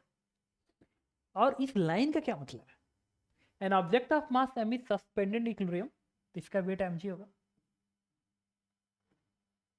और ये लेंथ l के बराबर है, और इसका अनस्ट्रेच लेंथ l/2 है। तो इसका मतलब इस स्प्रिंग में इलोंगेशन कितना का हो गया, l minus l/2, that is l/2 का इलोंगेशन हुआ। तो स्प्रिंग फोर्स कितना होगा? जो स्प्रिंग फोर्स होगा that is k into x, k into x, x की जगह पे l/2 रखूं, क्योंकि ये लेंथ l है, नेचुरल लेंथ l/2 है, तो इस स्प्रिंग में इलोंगेशन l/2 का हुआ, तो स्प्रिंग फोर्स क्या होगा, k इंटू l/2। अच्छा, स्प्रिंग फोर्स इतना है और mg नीचे को है, तो क्वाइट पॉसिबल है कि mg इससे ज्यादा हो, पॉसिबिलिटी है। तो अगर mg इससे ज्यादा होता तभी जाके ये रस्सी इसमें टाइट रहेगी, यहाँ पे बांधोगे तभी रस्सी टाइट रहेगी, अदरवाइज नीचे गिर जाती। इसका मतलब कि मैं यहाँ पे एक लाइन लिख सकता हूँ कि mg अगर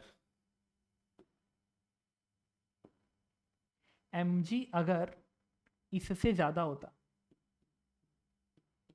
अगर mg की वैल्यू इस स्प्रिंग फोर्स से ज्यादा हो जाए तो ये ब्लॉक ऊपर ना जाके नीचे की ओर जाना चाहेगा, जिसकी वजह से इस रस्सी को टाइट रहना पड़ेगा, रस्सी को टाइट रहना पड़ेगा। अच्छा, ये कंडीशन अगर लिख दिया तो यहाँ पे k क्या आया, तो k is less than, less है ना, k is less than 2 mg/l, वही उन्होंने लिखा कि 2 mg/l। इसका मतलब इस कंडीशन में अगर गया तभी जाके ये रस्सी टाइट रहेगी, लेकिन अगर ये कंडीशन ना हो, उल्टा हो जाए तो, अगर के की वैल्यू इससे कम ना हो, के की वैल्यू इससे ज़्यादा हो गया, तो स्प्रिंग फोर्स ज़्यादा हो जाएगा, तो इस ब्लॉक को ऊपर खींच देगा, इस रस्सी से को टाइट नहीं रहेगी, ढीली हो जाएगी रस्सी। I think you are getting my point. मैंने कहा कि अगर इस एम की वैल्यू इस स्प्रिंग फोर्स से ज़्यादा है, एम की वैल्यू स्प्रिंग फोर्स से ज़्यादा है, तो ये कंडीशन होल्ड करना पड़ेगा, तभी जाके रस्सी टाइट होगी और इस तरीके से दिखेगी और इसमें टेंशन होगा, और ये इक्विलिब्रियम में रह सकता है, लिखा गया इक्विलिब्रियम, तभी रह सकता है जब ये रस्सी टाइट रहेगी। अदरवाइज अगर स्प्रिंग फोर्स से ज़्यादा हो गया तो ब्लॉक ऊपर चला जाएगा, सिस्टम इक्विलिब्रियम पे नहीं रहेगी। ओके, दैट मीन्स ये कंडीशन होना एकदम जरूरी है, सो दैट ये ब्लॉक इक्विलिब्रियम पे रहे, बिकॉज ऑफ रस्सी का टेंशन ऊपर आके बैलेंसिंग हो जाएगी। एबिड बनाएंगे तो टी मैं ऊपर कर दिखाऊंगा, एम जी नीचे दिखाऊंगा, और स्प्रिंग फोर्स ऊपर दिखाऊंगा कितने का, के into L by to, elongation L by to है तो के इंटू एल बाई टू ऊपर को दिखाऊंगा। नेट फोर्स बैलेंस करो, एम जी बराबर k l by two plus t, तो यहाँ से टी की वैल्यू क्या आ गई, m g minus k l by two, इतनी आ गई। तो देखना, तो पहला क्वेश्चन था tension in string m g minus k l by two, तो first part is correct. Okay, second part में उन्होंने कहा था find the acceleration of block just after cut the string, string को कट करने के बाद ब्लॉक का एक्सेलरेशन कितना होगा। तो हम पढ़े अच्छे से कि अगर रस्सी को कट करते हो तो रस्सी का टेंशन इमीडिएटली गायब हो जाएगा, लेकिन spring force as it is रहता है जस्ट आफ्टर, वो टाइम के साथ धीरे धीरे चेंज होगा, लेकिन जस्ट आफ्टर तो वही रहेगा। तो जस्ट आफ्टर स्प्रिंग फोर्स के इंटू एल बाई टू ही रहेगा, एम जी डाउनवर्ड, एंड रस्सी का टेंशन गायब हो चुका तो ब्लॉक नीचे भागेगा, क्योंकि एम जी के एल बाई टू से ज्यादा है। तो नेट फोर्स क्या लिखेंगे, M g minus k l by to बराबर मास इंटू ए, तो पूछे ए की वैल्यू क्या आएगी, मास से डिवाइड, तो g minus k l upon two m, और ये डाउनवर्ड होगा, तो एक्सेलरेशन होगा g minus k l upon two m, it's b part, and b part is correct. Okay, now the next question is what happen if k is this one, वही केस है, अगर के इससे ज्यादा हो गया तो क्या इक्विलिब्रियम रह पाएगा, नहीं। Equilibrium tension in spring negative हो ही नहीं सकता यार, negative tension. Equilibrium position change in the length spring greater than l by two, equilibrium tension in spring is zero, we cut the spring block will acceleration in upward direction, बहुत कुछ हो गया। At equilibrium tension in spring is negative, ना, negative tension कभी हो ही नहीं सकता।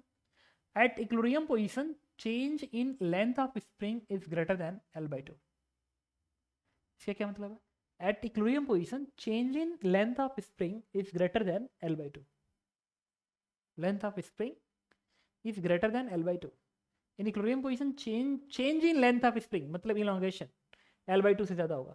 चेक कर लेते हैं, इक्विलिब्रियम पे mg अब डाउनवर्ड दिखाओगे, स्प्रिंग फोर्स किधर दिखाओगे, ऐसे दिखाओगे, तो क्या लिखोगे k इंटू एक्स बराबर एम जी, तो यहाँ से k की वैल्यू क्या आ गई, m ji upon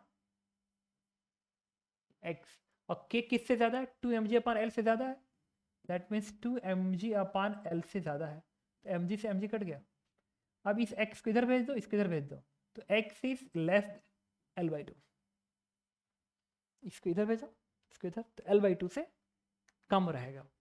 equilibrium position change in length of spring is greater than l by to, change in length of spring is greater than l by to, equilibrium tension in spring is zero, yes this part is correct, equilibrium पे tension zero होगा, region clear, रस्सी slack हो जाएगी ना, रस्सी slack हो जाएगी, तो ब्लॉक ऐसे भाग के ऐसे आ जाएगा, और रस्सी का लेंथ तो एल था बट थोड़ा सा और ऊपर आ गया, तो रस्सी हो गई स्लैक, तो tension become zero. We cut the string block will accelerate, बिल्कुल नहीं, रस्सी का टेंशन जीरो है तो काटोगे तभी फर्क नहीं पड़ेगा। ऐसी मतलब ना, इस केस में इस तरीके से होगा, एक स्प्रिंग लगा होगा, एक ब्लॉक, और रस्सी ऐसे ऐसे बंधी होगी। अब इसको कट भी कर दोगे तो क्या ब्लॉक ऊपर भागेगा, नहीं, क्योंकि स्प्रिंग फोर्स इसके mg को बैलेंस किया हुआ है। तो आंसर इज सी पार्ट, ये तो गलत हो गया।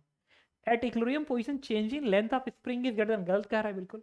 इक्विलिब्रियम पोजीशन पे जो स्प्रिंग का इलोंगेशन होगा वो L/2 से कम होगा, जबकि कह रहा है ग्रेटर है, गलत ऑप्शन। ओके, तो इसके बाद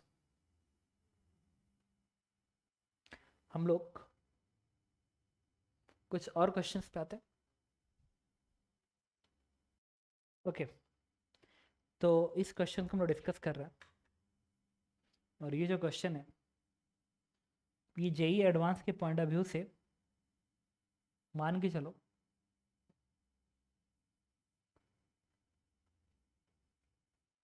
70% के लेवल पे है।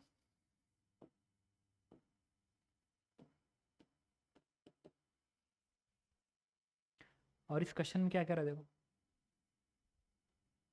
3 identical cylinder each of mass m 10√3 kg are arranged on the horizontal floor as shown in the figure with their axis horizontal.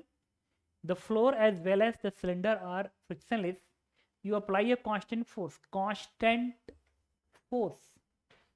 apply करते हो on the left cylinder. For what range of f will all the cylinder remain in contact with each other? मतलब इस f का range कितना हो ताकि पूरा का पूरा सिलेंडर एक दूसरे के साथ कांटेक्ट में रहे। तो चलो सबसे पहले हम बात करेंगे एफ मीन की। एफ मीन की, अच्छा अगर फोर्स कम से कम लगा रहे हो, अच्छा ये 3 स्फीयर है, अगर मैं ये फोर्स अगर बहुत कम लगाऊं या मैं इसको हटा दूं तो ये इधर भाग जाएगा, ये इधर भाग जाएगा और ये बीच में आ जाएगा। समझ सकते हो ना? ये उस तरीके से है जैसे कि ये पानी का बॉटल है, एक बॉटल ऐसे रखो, एक बॉटल इधर रखो और एक बॉटल बीच में रख दो, तो तुम देखोगे कि ऊपर वाला ना बीच में धंस जाता है, धंस जाता है। अगर इधर से तुमने कम फोर्स लगाया है तो ये पूरी पॉसिबिलिटी है कि ये ब्लॉक बीच में धंस जाए। थिंक ये आपको समझ में आनी चाहिए। घर पे क्या करो, एक्सपेरिमेंट करो, 2 गिलास ले लो, 2 गिलास लो, एक गिलास ऐसा एक गिलास ऐसे चिपका के रख दो और एक गिलास को ऊपर रख दो, ऊपर रख दो और इधर से हल्का सा फोर्स लगाना, हल्का सा, तो देखना ये इधर भागेगा और ये बीच में ही धंस जाएगा। या फिर जस्ट ऐसे पकड़ के रखो, पकड़ के रखो, इसको पकड़ के रखो, एक गिलास ऐसे एक गिलास ऊपर रखो, तो तुम देखोगे कि एक गिलास धंस जाएगा बीच में, ये निकल जाएगी। मतलब ये है कि अगर ये फोर्स बहुत कम लगाए तो कांटेक्ट यहाँ पे ब्रेक होगा, यहाँ पे ब्रेक होगा, और इस फोर्स को बहुत तेज ऐसे धक्का मार दो तो तुम पाओगे कि ये वाला इस सिलेंडर पीछे भाग जाएगा। मतलब इसके रिस्पेक्ट में ऐसे, मतलब यहाँ पे कांटेक्ट छूटेगा। करके देखो, एक गिलास ऐसे एक गिलास ऐसे एक गिलास ऊपर रख के पीछे वाले गिलास को खूब तेज धक्का मारना, तो तुम पाओगे कि ऊपर वाला गिलास ना ऐसे दिखेगा, इसके रिलेटिव दिखेगा, ऐसे पीछे भाग रहा है। तो एफ मैक्स के केस में कांटेक्ट यहां ब्रेक होगा और एफ मीन के केस में कांटेक्ट यहां ब्रेक होगा। ठीक है, आई थिंक समझ गए।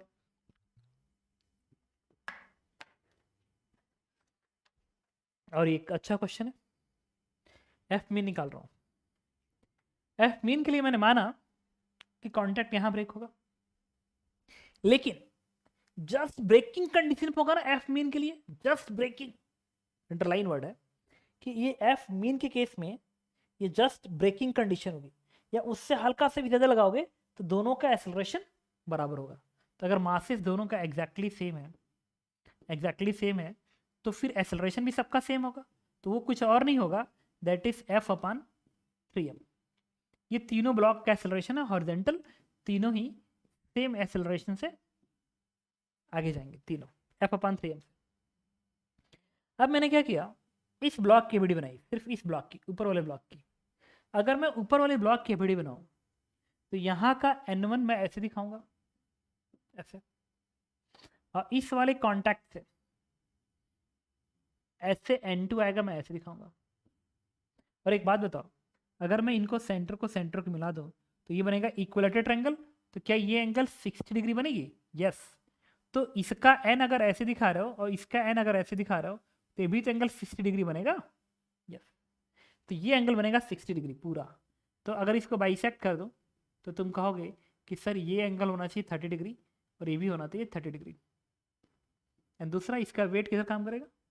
नीचे। ये है इस ऊपर वाले ब्लॉक की एबिडी। अब चूंकि इस ब्लॉक की जस्ट इक्विलिब्रियम के कंडीशन में, इक्विलिब्रियम अंडरलाइन वर्ड है, बात को थोड़ा पकड़ना पड़ेगा, क्वेश्चन 70% लेवल पे चल रहा है, और अगर थोड़ी बहुत फिजिक्स पढ़ा होगा मन से ना तो जरूर समझ में आएगा। तो अगर जस्ट इक्विलिब्रियम पे है सिस्टम, मतलब ये जस्ट, मतलब इसके जस्ट नीचे जाने वाला था, मतलब वो एफ मिन जो है उससे थोड़ी सी ज्यादा है, तो इसका एक्सेलरेशन इस डायरेक्शन में 0 होगा, तो वाई में फोर्सेस बैलेंस होंगी। तो वाई में फोर्सेस बैलेंस होंगी, तो n2 का cos 30, मैं लिख रहा हूँ यहाँ पे, n2 का cos 30 प्लस n1 का cos 30 इक्वल टू mg होना चाहिए। तो ये बन जाएगा n1 plus n2 cos 30 is √3/2, लिख ही लो जैसा तुम चाहते हो वही कर देते हैं, n2 cos 30 degree plus n1 cos 30 degree, just equilibrium के केस में mg को बैलेंस करेगा, n1 cos 30 n2 cos 30 mg को बैलेंस करेगा। तो यहां से n1 प्लस n2 की वैल्यू आ जाएगी 2 mg अपान √3, इक्वेशन नंबर 1। इस ब्लॉक की वीडियो बनाई।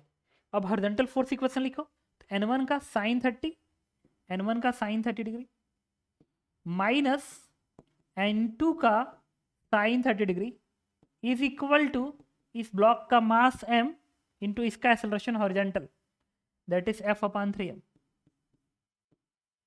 तो यहां से आएगा n1 माइनस n2, ये 1/2 इधर आएगा, m से m कटेगा तो बनेगा 2f अपान 3, क्वेश्चन नंबर 2। अच्छा ओके, अभी रहने दो। अब मैं इसकी बात करूंगा कि इसका कांटेक्ट जस्ट यहाँ पे लीव हुआ है ना, पहला मिनिमम केस में यहाँ पे कांटेक्ट लीव करेगा, तो इस ब्लॉक की एबीडी बनाएंगे आगे वाले इस सिलेंडर की। अगर आगे वाले सिलेंडर की मैं एबीडी बनाऊं और इसको मैं यहाँ लिख देता हूँ E equals to f upon 3m। अगर मैं इसकी एबीडी बनाऊं तो यहाँ पे तो n नहीं है, जस्ट लीव कर रहा है, यहाँ से n आएगा ऐसे, ऐसे n आएगा, और ये वाला जो n है, ये वाला n वो ये है n2, तो मैं यहाँ दिखाऊंगा n2, एंड वर्टिकल एंगल कितना होगा इसका 30 डिग्री, और एक n आएगा बॉटम से और इसका mg आएगा ऐसे, और मैंने इस n को हटा दिया, इस n को हटा दिया, क्योंकि मिनिमम केस में कांटेक्ट यहीं पे लीव होना है, मिनिमम केस में कांटेक्ट यहीं पे लीव होना है।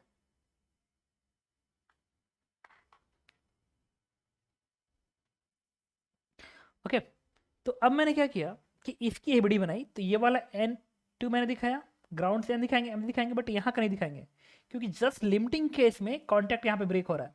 फिर हॉरिजॉन्टल फोर्स इक्वेशन लिखेंगे, ये लिखेंगे n2 sine 30 degree is equal to इस ब्लॉक का मास m इंटू इस ब्लॉक का एक्सेलरेशन f अपान 3m। तो यहां से n2 की वैल्यू आएगी, ये ट्वाइस ऊपर जाएगा तो बनेगा 2f अपान 3। n2 इतना आ गया, लेकिन मैं इंटरेस्टेड f में हूं। ओके तो n2 प्लेस करेंगे तो यहाँ पे n आएगा, n1 यहाँ रख दो, n2 वहां रख दो, तो फिर आंसर मिलना शुरू हो जाएगा। ये काम करते हैं, n2 कितना है 2f अपान 3, तो अगर यहाँ पे 2f अपान 3 करेंगे तो n1 कितना आएगा भाई, ये 2f अपान 3 है, देखो n2 इज 2f अपान 3, इधर जाएगा तो बन जाएगा 4f अपान 3।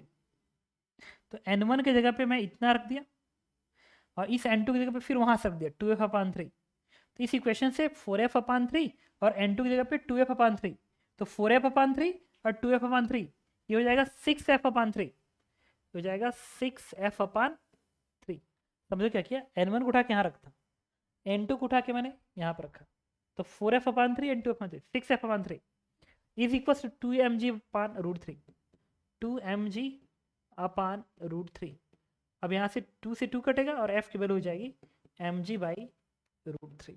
इसका मतलब कि this is the minimum force on lower block eight which system एक साथ चल रहा होगा, या मैं यूं कहूं तो इससे थोड़ा सा ज्यादा अगर तुम लगाते हो तो सिस्टम एक साथ जा रहा होगा।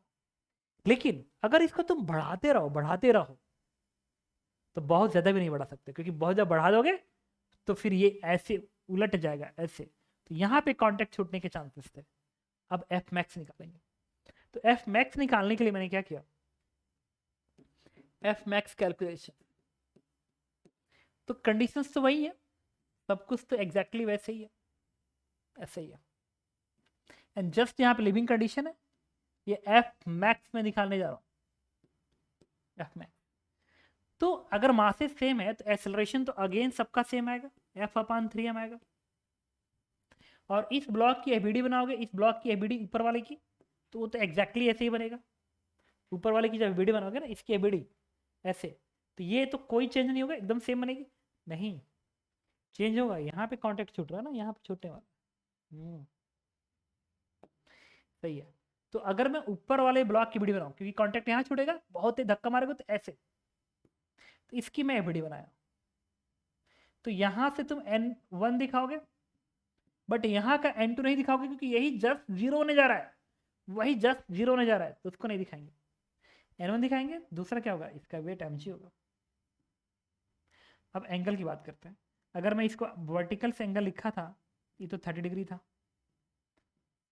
और इसके एबीडी में कुछ नहीं होगा, यहाँ का n आएगा, इसका mg आएगा, यहाँ का n नहीं रहेगा। अब इसका भी एक्सेलरेशन हॉरिजॉन्टल क्या है, यही है, तो हॉरिजॉन्टल फोर्स इक्वेशन लिखेंगे, n1 का sine 30 degree is equal to mass into acceleration f upon 3m। इससे n1 आ जाएगा 2f अपान 3। y में फोर्स बैलेंस करो, y में, तो n1 का cos 30 that is √3/2 is equal to mg। y में फोर्स बैलेंस किया, n1 cos 30 mg को बैलेंस किया, तो यहां से n1 की वैल्यू आ गई कितनी, आ तो गई, आंसर आ गया हमारा, n1 आ गया यहाँ से, n1 इज 2mg अपान √3। अब यहाँ से f इसको इक्वेट कर दो, तो इससे f की वैल्यू आ गई हमारी कितनी, ये 2 से 2 कटेगा, 3 इधर, √3 mg अपान, बस √3 mg। देखो जरूरत ही नहीं पड़ी बाकी, n1 की वैल्यू इतनी आई इस इक्वेशन से, और यहाँ से n1 की वैल्यू आई 2mg/√3, यहाँ रख दिया, इक्वेट किया, 2 से 2 कटा, और √3 यहाँ पे, इधर this one, this is the F max. तो जो रेंज होगा that is mg/√3 to √3 mg। तो इसके बीच में तुम इस f को रखोगे, तो ये दोनों तीनों स्फीयर एक दूसरे के साथ एक साथ जा रहे होंगे, अदरवाइज कांटेक्ट लीव हो जाएगा।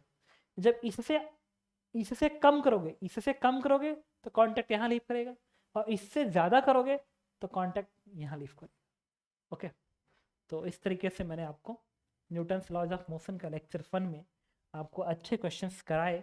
इससे मैं आपको बताता हूँ जो क्वेश्चंस रियल में अच्छे थे, जो कि जेईई एडवांस के फेवरेट क्वेश्चन में से एक है, उसमें से एक तो ये था, एक ये था, इसके बाद अगला फेवरेट क्वेश्चन इनका ये था, मतलब कोर जेईई एडवांस है, बता रहा हूँ कोर जेईई एडवांस।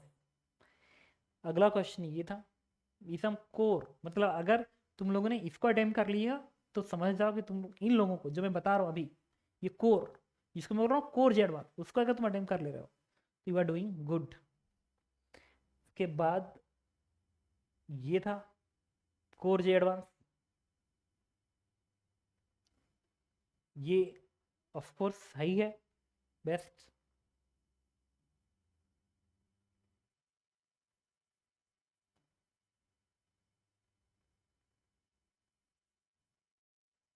ये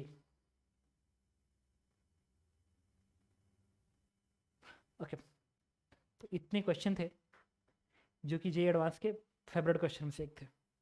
थैंक यू।